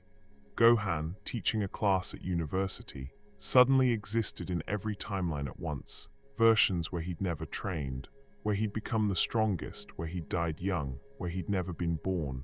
Thor fractured across every possible Asgard, every version of himself that could have existed flooding into a single consciousness. Wonder and Vision, linked by their anchor bond, experienced it together, millions of alternate selves cascading into their minds like an avalanche. Bruce felt the Hulk multiply across infinite realities, each version's rage feeding into the others in an escalating loop. Carol scattered across the cosmos, every star she'd ever absorbed existing simultaneously in her cellular structure. Piccolo, with Namekian mental discipline, held on longest, but even he felt his singular identity dissolving into infinite possibility. And Goku, at the epicenter, experienced something that should have been impossible even for Ultra Instinct. His consciousness stretched across every version of himself that had ever existed or could exist. The Goku who'd defeated Frieza, the one who'd died to Cell, the one who'd achieved Super Saiyan 4, the one who'd never met Bulma. The one who'd conquered Earth instead of protecting it, all of them. At once, 7 voices cried out across both universes as the anchor's quantum states destabilized catastrophically in Avengers Tower. Alarms screamed. Strange materialized instantly, the Ancient One beside him, both immediately understanding what was happening. Anchors are fragmenting, Strange said, hands already moving through desperate diagnostic spells. Their quantum states are collapsing into superposition. If we don't stabilize them, they'll cease to exist as singular beings, the Ancient One finished. And without them, the dimensional connection, Seven appeared, their usual calm shattered by genuine alarm. This is not natural deterioration. Someone is doing this deliberately. The Beyonders, they must have decided to test the connection's stability by destroying the anchors. Tony was already in his armor, JARVIS running every scan available. That's not a test, that's sabotage.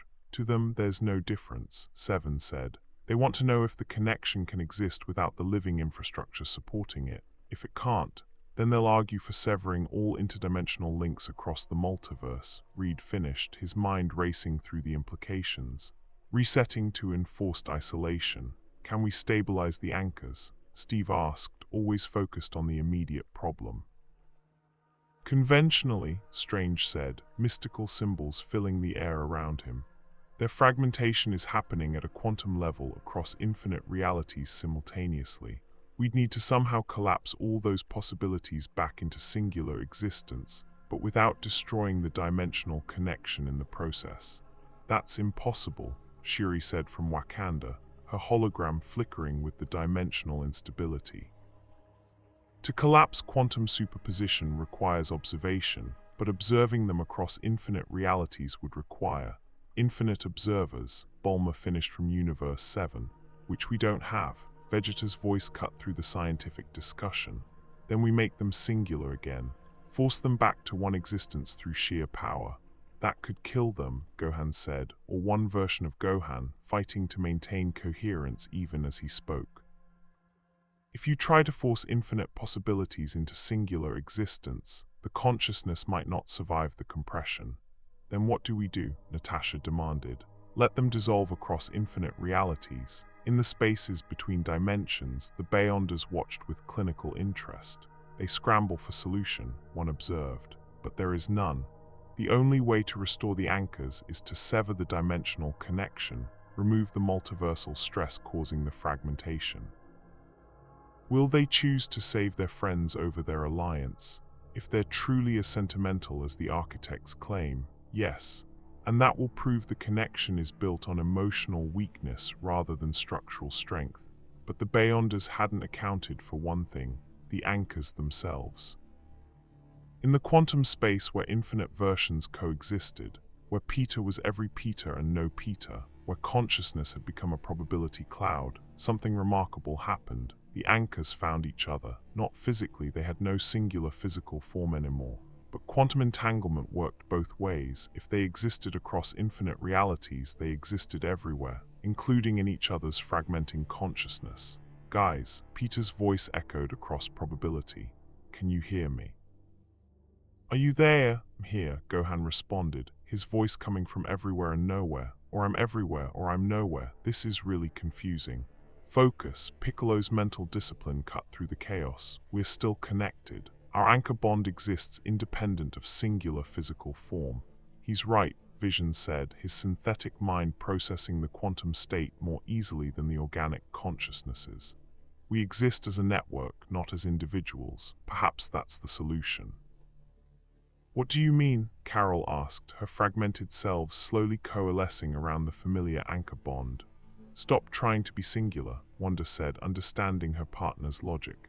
We're 7 people existing across infinite realities. That's not a problem to solve, it's what we are. We just need to choose which infinity we want to be.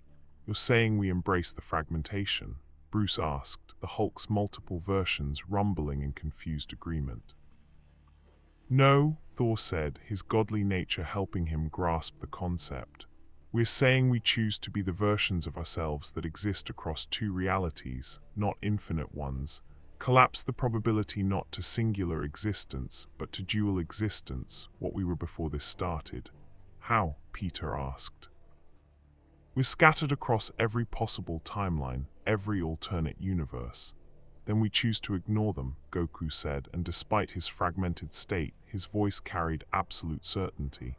I've been every version of myself that could have existed, seen every choice I could have made, and you know what? I choose to be this Goku. The one who made friends across universes, the one who chose to protect both Earths. That Goku is the one I want to be. Understanding rippled through the quantum network. One by one, the anchors made their choice. Not to collapse infinite possibilities to one, but to actively choose which possibility they wanted to be real. Peter Parker chose to be the version who'd volunteered to become an anchor despite his fear, who'd learned from Goku that heroism meant doing scary things because they were right. Gohan chose the version who balanced warrior and scholar, who existed in both universes as a bridge between different approaches to heroism. Piccolo chose the disciplined warrior who'd learned that strength came from connection, not isolation. Bruce chose the version where Banner and Hulk worked together, where his fractured nature was an asset rather than a curse. Carol chose the version who'd embraced cosmic responsibility while remaining grounded in human connection. Vision and Wanda chose to be the versions who'd proven that order and chaos could exist in perfect balance. Thor chose the version who'd learned that being a god meant serving mortals, not ruling them. And in making those choices, in actively deciding which versions of themselves were real, they violated the fundamental principle of quantum superposition. Observation collapses possibility to reality. But self-observation, powered by absolute certainty about one's own identity, could collapse infinite possibilities to the exact two the anchors wanted. In Avengers Tower, the seven materialized simultaneously, no longer fragmenting, no longer scattered across infinite realities. Dual existence restored, stronger than before because now it was actively chosen rather than externally imposed. They collapsed, exhausted but alive, as both universes erupted in celebration. In the pocket dimension, the Beyonders observed in silence. They succeeded, one said, and there might have been surprise in its timeless voice. Through impossible means, another added. Conscious collapse of quantum superposition through force of will alone, that should not be possible. Yet it is, the third said, which suggests the architects may be correct. That consciousness, determination, choice, these supposedly ephemeral qualities, may be more fundamental to reality than we understood. What do we do? Long silence. We observe. The test was whether the connection could survive without external support. It has proven it can. The anchors restored themselves through the very qualities that made them anchors, their chosen connections to each other and to both universes. So we allow the experiment to continue. We allow it. But we continue observation. The multiverse is changing in ways we cannot predict. That requires adaptation. Beings that had existed unchanged since the multiverse's birth, adaptation was a revolutionary concept 1 week later. In a ceremony held simultaneously in both universes, the Multiversal Defense Initiative was officially expanded, not just Universe 7 and Earth 616 anymore. Earth 838 and its crystalline partner universe, the MCU timeline and its mirror dimension connection. 5 other universe pairs that had petitioned the architects for connection approval and received it. 16 universes, linked through carefully maintained connections, all learning from the template the Z-Fighters and Avengers had created. We changed the multiverse, Peter said, looking at the holographic display showing all 16 connected realities. We actually changed how the multiverse works. Showed them a better way, Goku corrected. But they did the hard part themselves. Each connection is unique to those universes, built on their own friendships and choices. Still, Tony said, not bad for what started as an interdimensional accident. The best things usually start as accidents, Bulma said, appearing via hologram with a grin. You should see the tech innovations we've developed from cross-universal collaboration. We're 50 years ahead of where either universe would have been alone. It's not just technology, Steve added. Cultural exchange, philosophical development, artistic collaboration, we're all growing because we chose to stay connected. 7 materialized, now accompanied by 15 other architect observers from the connected universes. Beyonders have ceased active opposition, 7 announced. They're still observing, still cautious, but they've acknowledged that this new multiversal paradigm has merit. That's as close to approval as beings like them ever give. So we're official, Vegeta asked. No more tests, no more cosmic entities trying to prove we're wrong. Oh, there will always be threats, 7 said with a slight smile. You've changed fundamental multiversal structure that attracts attention from forces you haven't encountered yet. But the principle is established. The connection between universes can be a source of strength rather than vulnerability. Enough for me, Goku said. He looked around at the assembled heroes from Earth 616, Universe 7, and now 14 other realities, all gathered to celebrate their connections. You know what this calls for? If you say food, I swear, Tony started. Food, Goku announced cheerfully. We should have a party. A big multiversal party with food from all 16 universes. Despite themselves, everyone laughed. You know what? Steve said. That's actually a perfect idea. We've been so focused on the cosmic implications, we forgot to celebrate the simple fact that we're all still here, still friends, still choosing to work together. Party was held in a specially constructed dimensional nexus point, a space that existed in all 16 universes simultaneously, allowing beings from any connected reality to attend. There was food from Universe 7 and Earth 616, from the crystalline universe, which didn't eat but appreciated the aesthetic, from the mirror dimension, surprisingly good despite its villainous origins, and 12 other realities' cuisines. Heroes mingled with heroes, sharing stories and techniques, learning from each other in ways that transcended simple power levels or tactical knowledge. A teenage hero from Earth 838 asked Goku to teach her Kai control. A scientist from the crystalline universe collaborated with Reed Richards on theoretical physics. Thor arm-wrestled a god equivalent from another reality, while both laughed uproariously. Peter found himself talking with alternate versions of Spider-Man from 3 different universes, all swapping stories about their respective Uncle Bens and the lessons they'd learned. This is what it's all about, one of them said. Not the big cosmic battles or the universe saving. This connection, knowing you're not alone. Peter smiled. Mr. Goku taught me that power levels don't matter as much as the people you fight alongside. Mr. Goku sounds pretty wise. Most straightforward way possible. As the party continued, as 16 universes celebrated their connections, the 7 original anchors found themselves together on an observation platform overlooking the festivities. We did something impossible, Gohan said quietly. Changed the fundamental structure of the multiverse.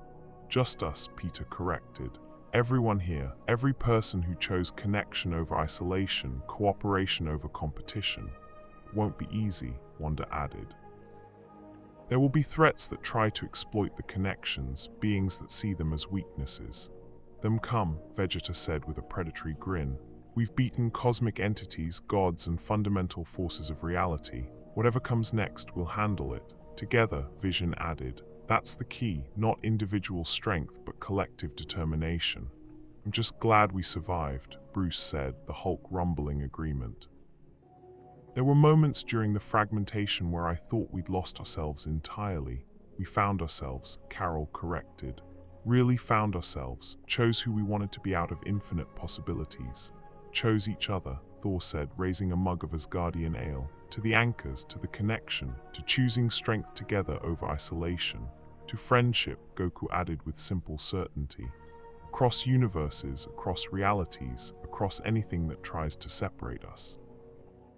Raised their drinks, ale, soda, water, Kai-infused juice from Universe 7 and toasted 7 anchors. 16 connected universes, infinite possibilities, and the absolute certainty that whatever came next, they'd face it the same way they'd faced everything else. Together in the spaces between realities, the Beyonders observed and acknowledged a truth they'd denied for eons. The multiverse wasn't meant to be isolated cells of existence, separated by impassable barriers. It was meant to be a web. Connected, interdependent, stronger for its links than it could ever be in isolation. The age of multiversal cooperation had truly begun, and it had all started with 7 warriors from Universe 7 accidentally crashing into Earth 616 and choosing to stay friends. Sometimes the smallest choices created the biggest changes. Sometimes accidents led to revolutions. And sometimes, the most powerful force in the multiverse wasn't cosmic power or divine authority.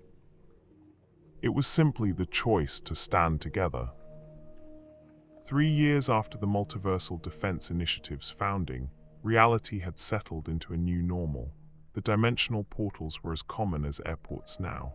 Regulated, scheduled, monitored by architect observers who'd become less cosmic enforcers and more interdimensional traffic controllers.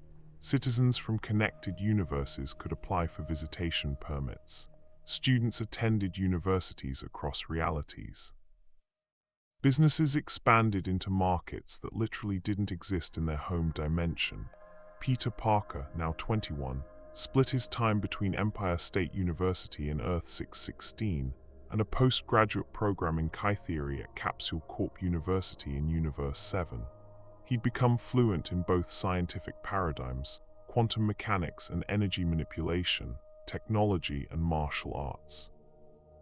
"It's weird," he told Goku over lunch at their usual spot, a ramen shop that existed in both universes simultaneously, a deliberate architectural choice by builders learning to think multidimensionally.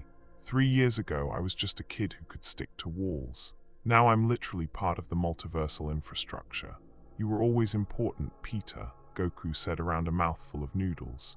"Being an anchor just made it official. Do you ever regret it?" Coming essential to reality itself, never being able to just stop. Goku considered this seriously. Sometimes, when Chich wants me to fix the roof and I'm pulled away for interdimensional emergencies, or when I miss Goten's tournaments because some cosmic entity needs a stern talking to. He grinned, but then I remember what we built, 16 universes working together. Billions of people whose lives are better because we chose connection over isolation. Yeah, I'd do it again. Even knowing we can never truly rest. Peter, I've been Earth's guardian since I was a kid. Rest was never in the cards. At least now I've got friends in multiple universes to share the burden with. As if summoned by the word burden, their communicators chimed simultaneously. Seven's voice calm but urgent, all anchors to Nexus Point Alpha. Immediately, we have a situation. They arrive to find chaos, not the destructive kind, worse, the bureaucratic kind. The conference room was filled with representatives from all 16 connected universes, and they were arguing with the kind of passion usually reserved for theological debates or sports rivalries. Cannot allow unrestricted chi energy import. It's destabilizing our economy. Your economy is based on artificial scarcity of power sources we've proven can be renewable. Cultural contamination. Our citizens are abandoning traditional magic for your scientific approach. That's not contamination, that's progress. Order. Seven's voice cut through the din with multiversal authority. This council was called to address concerns, not to devolve into shouting. Steve Rogers, attending as Earth 616's primary representative, looked exhausted. We've been at this for 6 hours. The basic problem is that 3 years of connection has created economic, cultural, and technological disparities that nobody anticipated. Anticipated them, Doom's hologram said from where he'd been invited as technical consultant, a role he'd accepted with barely concealed amusement at seeing heroes struggle with governance. You simply chose to ignore the warnings in favor of optimistic idealism. Do you have a point, Doom, or are you just here to gloat? Tony asked. Both. But primarily to offer a solution. Doom pulled up economic models that were annoyingly brilliant. The connections between universes cannot be equal because the universes themselves aren't equal. Some have resources others lack. Some have technologies, magics, or fundamental physical laws that provide advantages. Attempting to maintain parity is impossible. What do you suggest? Reed asked. Cutting the connections? Absolutely not. I suggest embracing the inequality. Create a multiversal economy based on comparative advantage. Each universe specializes in what it does best and trades for what it lacks. That's, Shuri studied the models carefully, actually sound. Universe 7 specializes in chi-based technology and energy generation. Earth 616 handles quantum computing and mystical research. Processes crystalline data matrices. Each universe becomes indispensable to the others through specialization. Also creates dependency, Natasha pointed out. If one universe decides to withhold their specialty, they could hold the others hostage. hence the need for formal governance, Doom said. A true multiversal council with actual authority, not this toothless assembly where everyone shouts and nothing gets decided. He's right, a new voice said. Everyone turned to see someone they'd never expected. An older version of Tony Stark, stepping through a portal with Seven's authorization codes. Who? Tony started. Tony Stark, Earth 838, 20 years further along your timeline. The older Tony looked tired but resolute. I've seen what happens when multiversal cooperation lacks structure. Good intentions aren't enough. You need laws, enforcement, and yes, sacrifice of some individual universe sovereignty for collective benefit. We're not creating a multiversal government, Steve said firmly. That's too much centralized power. Then you're creating conditions for the very conflicts you're trying to prevent, Tony countered. I know, we tried the loose cooperation model. It collapsed into trade wars within 5 years. Argument resumed, louder than before. Goku, who'd been silent, suddenly stood and powered up, not to Super Saiyan, just enough to get everyone's attention through sheer presence. All missing the point, he said simply. We're not trying to build a government or an economy or whatever. We're trying to be friends. Friends help each other. They don't need contracts and enforcement and all this complicated stuff. Goku, Reed said gently, friendship doesn't scale to billions of people across 16 universes. Not. The simplicity of the question stopped everyone. Because Reed started, then paused. Because we've never tried, Gohan finished, understanding his father's point. Every multiversal model we're discussing is based on competition, advantage, control. But what if we built it on the principle that got us here, choosing to help each other because it's right? That's naive, Doom said flatly. Is it? Piccolo asked. 3 years ago, cosmic entities told us permanent dimensional connections were impossible. We made them possible through choosing cooperation over isolation. Now you're saying cooperation can't scale, but you're using the same frameworks that said it couldn't exist at all. Wanda leaned forward, chaos magic flickering thoughtfully around her fingers. What if we formalize the informal? Create structures based on mutual aid rather than mutual obligation? Explain, Seven said. Genuinely curious, each universe commits to contributing what they can, when they can, how they can. No mandates, no quotas, no enforcement. Just a formal agreement that we'll help each other when asked to the best of our ability. That's anarchy, someone from Earth 942 protested. No, Vision corrected. It's trust, formalized trust, and trust, ironically, becomes stronger when it's not enforced. You're proposing a multiversal alliance built entirely on good faith. Doom's voice dripped skepticism. It worked for us, Peter said quietly. 7 people from different universes choosing to trust each other despite having every reason not to. We became anchors, literal pillars of reality because we believed in that trust. Why can't billions do the same? Silence fell over the council. Then Earth 838 Tony laughed, not mockingly but with genuine surprise. You're serious? Actually think you can build multiversal civilization on the principle of be excellent to each other? Why not? Goku asked. It's worked pretty well so far. The council debated for another 3 hours, but the framework shifted. Instead of arguing about enforcement and control, they discussed how to nurture trust at scale. Education programs teaching children in all universes about their interdimensional neighbors.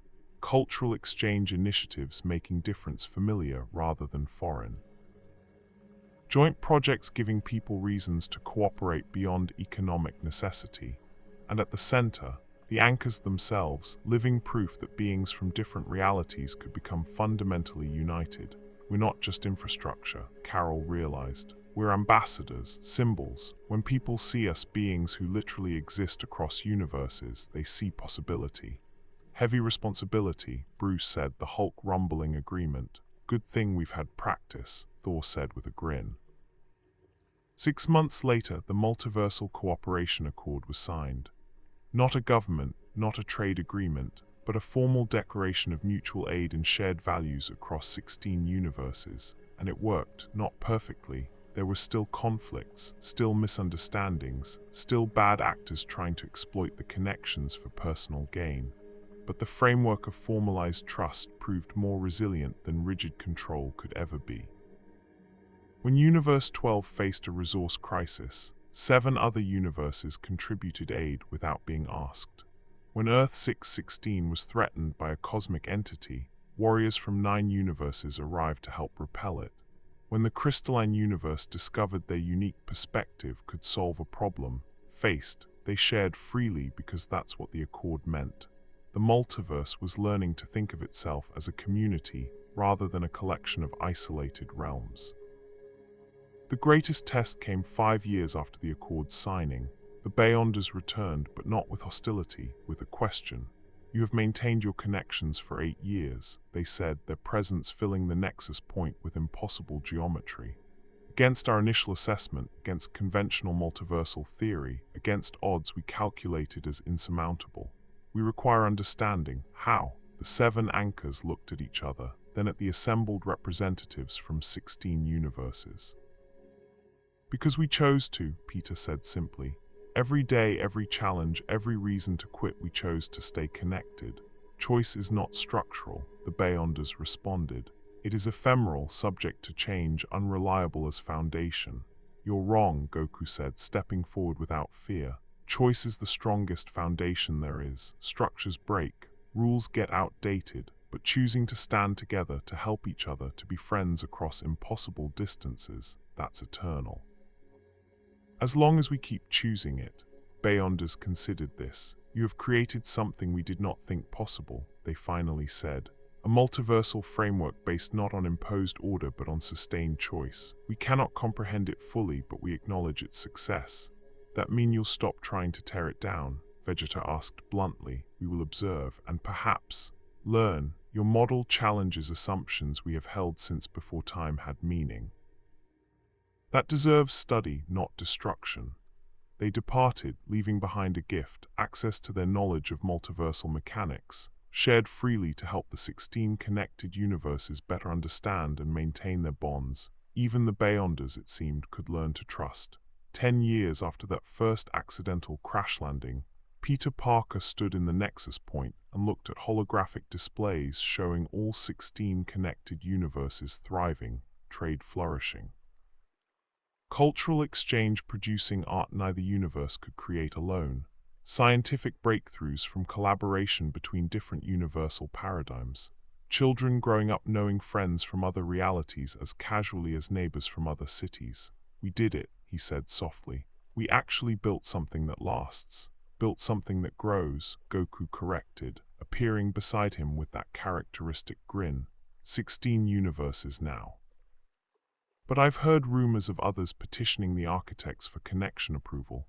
This could spread across the entire multiverse. Should it? Are we ready to scale this to infinite universes? Were we ready to scale it to 2? Goku laughed. "We never know if we're ready, we just choose to try anyway. If we fail, then we learn from the failure and try again. That's what friends do." Peter smiled. "Yeah, that's what friends do." Below them, in all 16 universes simultaneously, life continued. Different and similar, familiar and strange, but always connected. The multiverse had learned that walls between realities weren't protective, they were limiting, and the greatest adventure was yet to come. 20 years had passed since Goku and the Z-Fighters first crashed through dimensional barriers into Earth 616, the Nexus Point, once a hastily constructed space for emergency meetings, had evolved into a thriving city that existed simultaneously across all connected realities. Its population numbered in the millions. Scientists, artists, diplomats, families who'd chosen to live at the intersection of universes. Children played in parks that showed different skis depending on which dimensional angle you viewed them from. Markets sold goods from 43 universes now, the Multiversal Cooperation Accord having expanded far beyond its original 16. Peter Parker, now in his late 30s, walked through those markets with his daughter on his shoulders, a girl who'd been born in the Nexus Point and could instinctively perceive dimensional boundaries the way others saw colors. She was part of the first generation to grow up truly multiversal, and watching her wave at friends from 7 different realities filled him with a hope he'd never quite expected. "Daddy, why do people say you and Uncle Goku changed everything?" she asked with the blunt curiosity of a 6-year-old. We didn't change everything, sweetheart. We just showed people a different way of thinking. That walls between us weren't as necessary as everyone thought. There are still bad people, right? People who want to hurt others. Yeah, there are, but there are way more good people who want to help. And when good people from different universes work together, he pointed to the sky where ships from a dozen realities flew in perfect coordination, their crews having trained together until dimensional differences were second nature. They can protect everyone. At the Multiversal Defense Initiative headquarters, the original 7 anchors gathered for their annual meeting. Some things hadn't changed. They still looked largely as they had 2 decades ago, their anchor status having strange effects on agging. But everything else had evolved beyond recognition. Gohan had become the initiative's chief strategist, his scholar's mind perfect for coordinating defense across dozens of interconnected realities. Piccolo served as head of the interdimensional meditation core, teaching beings from wildly different universes to understand each other's energy signatures. Bruce Banner directed the Institute for Cross-Universal Science, where the greatest minds from every reality collaborated on problems no single universe could solve.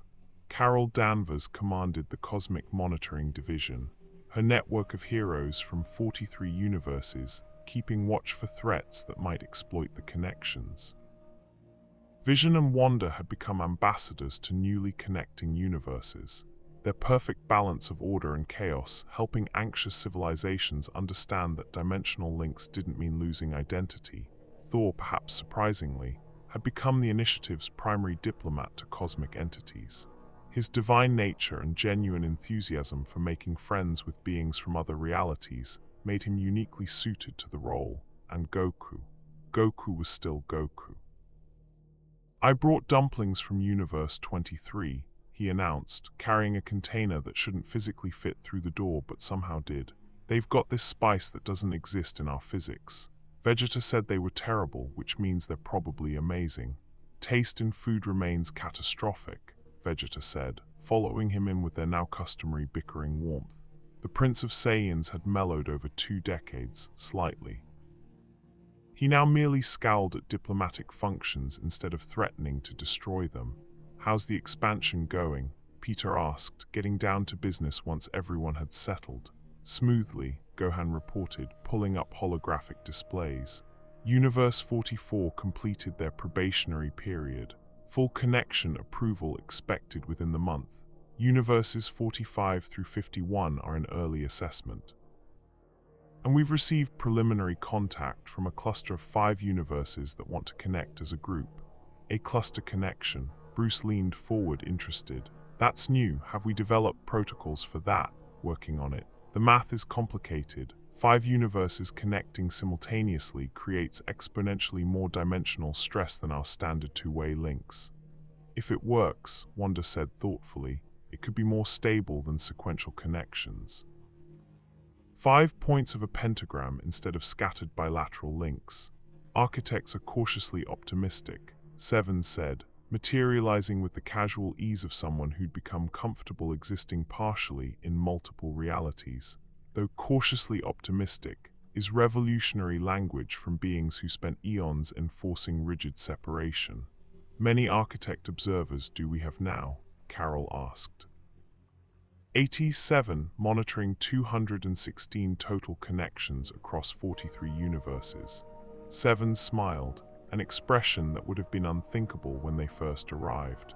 I've been promoted to senior coordinator. Apparently successfully managing the impossible, Universe 7 Earth 616 connection looks good on a resume. Even for cosmic entities, it's all about career advancement, Tony said, appearing via hologram from his semi-retirement in the Nexus Point. Some things transcend dimensional barriers. Speaking of transcending barriers, Vision said, we need to discuss the philosophical development. More universities are offering degrees in multiversal ethics. The question of identity, responsibility, and autonomy across realities is becoming central to how connected civilizations think about themselves. That's good, right? Peter asked. Good but complicated. Some philosophers argue that excessive connection dilutes individual universe identity, that we're all becoming homogenized rather than celebrating difference. Piccolo asked. I've visited 30 different universes in the past year. Each one is wildly different despite being connected. If anything, the connections let them be more distinct because they're not isolated and afraid. Telling that to the purists, Natasha said, joining the meeting late. The former spy now directed multiversal intelligence, tracking threats across connected realities. We've identified 17 different groups across 9 universes who want to sever the connections, return to natural isolation. Most are fringe, but 3 have legitimate followings.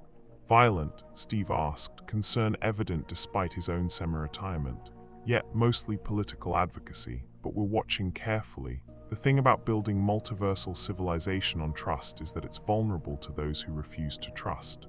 So we convince them, Goku said simply. Show them it works, that's what we've always done. Some people can't be convinced, Goku, Vegeta said. They're invested in fear and separation. You should know that by now. I do.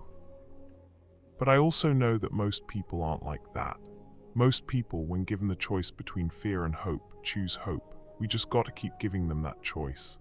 A proximity alarm interrupted the discussion, not an emergency but an announcement. The holographic display shifted to show a massive ship approaching the nexus point.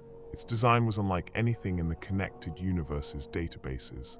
Unknown vessel, 7 reported, suddenly all business. Configuration suggests it's from an unconnected universe. They're broadcasting a message. Screen filled with an alien face, humanoid but distinctly other, with features that suggested their evolutionary path had diverged from anything the initiative had encountered. Greetings, the alien said in a language that translation matrices struggled with before settling on approximations. We are the Harmonics from Universe 958. We have observed your multiversal network for 3 of your standard years. We wish to understand, to learn if connection truly brings the benefits we have witnessed from afar. 7 anchors exchanged glances.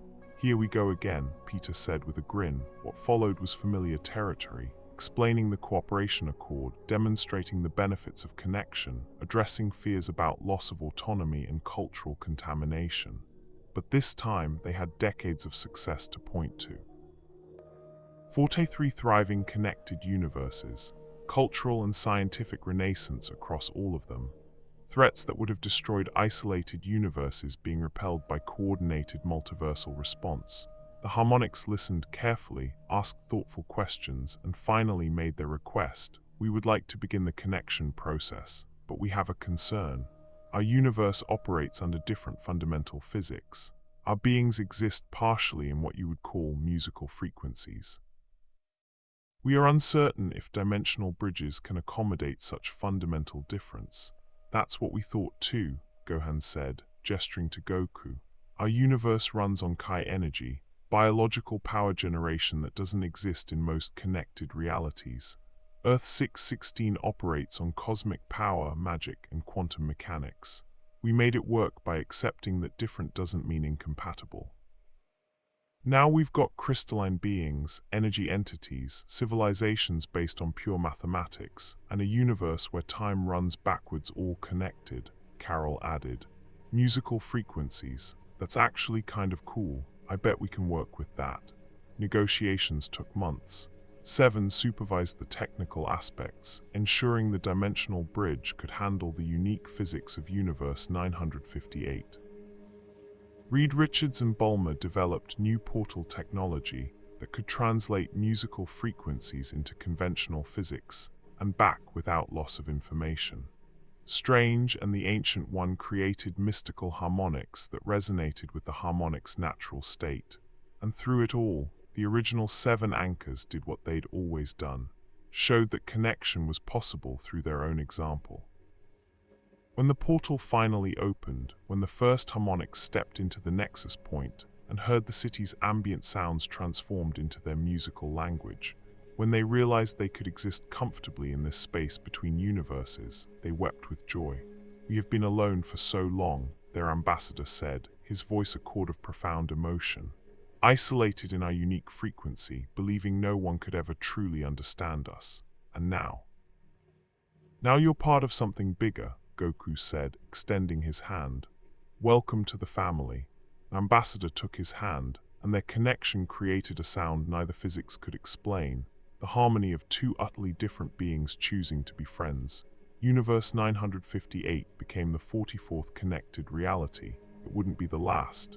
*** 5 years later, *** the Multiversal Cooperation Accord encompassed 107 universes.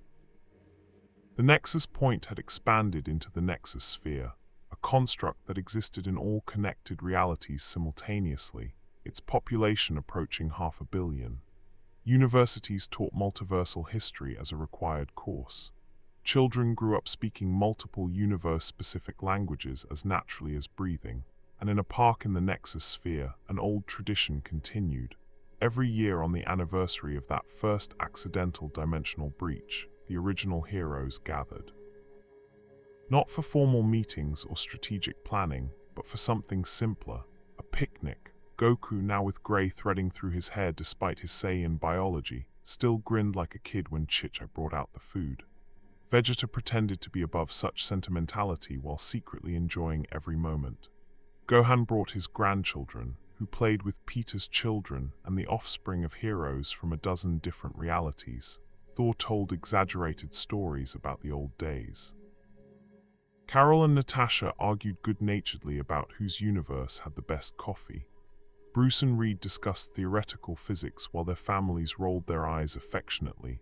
Wonder and Vision sat slightly apart, their connection allowing silent communication that transcended language, and Piccolo, ever the guardian, watched over all of them with quiet satisfaction. "We did good, didn't we?" Peter said, sitting beside Goku on a hill overlooking the celebration. "Yeah," Goku said simply. "We really did. Do you ever think about that first day, when you crashed through my window and everything changed? All the time. Best accident I ever had. Think we'll ever stop? The expanding, the connecting, bringing more universes into the network." Goku looked out at the Nexus Sphere, at the evidence of 107 universes choosing cooperation over isolation. "I don't know. Maybe someday we'll have connected every universe that wants to be connected. Or maybe the multiverse is infinite and we'll keep doing this forever. Forever's a long time. Thing we've got friends to share it with."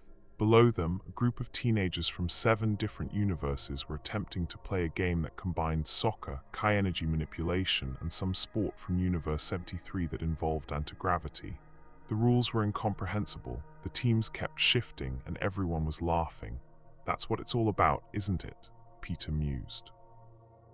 "Not the big cosmic battles or the multiversal politics, just people from different worlds choosing to play together. Everything important starts simple," Goku agreed. "Friendship, trust, connection, they all begin with just choosing to give someone a chance. The rest builds from there." As the sun set, showing different colors depending on which universe's physics you observed it through, the celebration continued. Music from a dozen realities blended into something new and beautiful. Food from 100 worlds satisfied 100 different biologies, and beings who should never have met, who came from universes that should have remained forever separate, sat together as friends. 25 years ago, 7 warriors from Universe 7 had accidentally crashed into Earth 616. They could have been enemies, could have been isolated curiosities, studied and contained. Instead, they became friends. And that simple choice, to be friends rather than strangers, to trust rather than fear, to connect rather than isolate, had changed the fundamental structure of the multiverse. Not through conquest or force or cosmic power, though they had all of those, but through the simple, revolutionary act of choosing each other, again and again and again, across universes, across realities, across anything that tried to keep them apart. And in the end, that was the greatest power of all. Not the ability to destroy planets or challenge gods or reshape reality, but the courage to stay friends even when the multiverse itself said it was impossible. The Nexus Sphere glowed in the light of 107 different suns. Inside, people from universes beyond counting lived, worked, played, and dreamed together. And somewhere in the spaces between realities, the architects, ancient and wise and learning to hope, watched with something approaching pride. The experiment had succeeded beyond even their wildest projections. The multiverse had learned to think of itself not as infinite isolated cells, but as one vast community. Separated by necessary boundaries, yes, but connected by choice.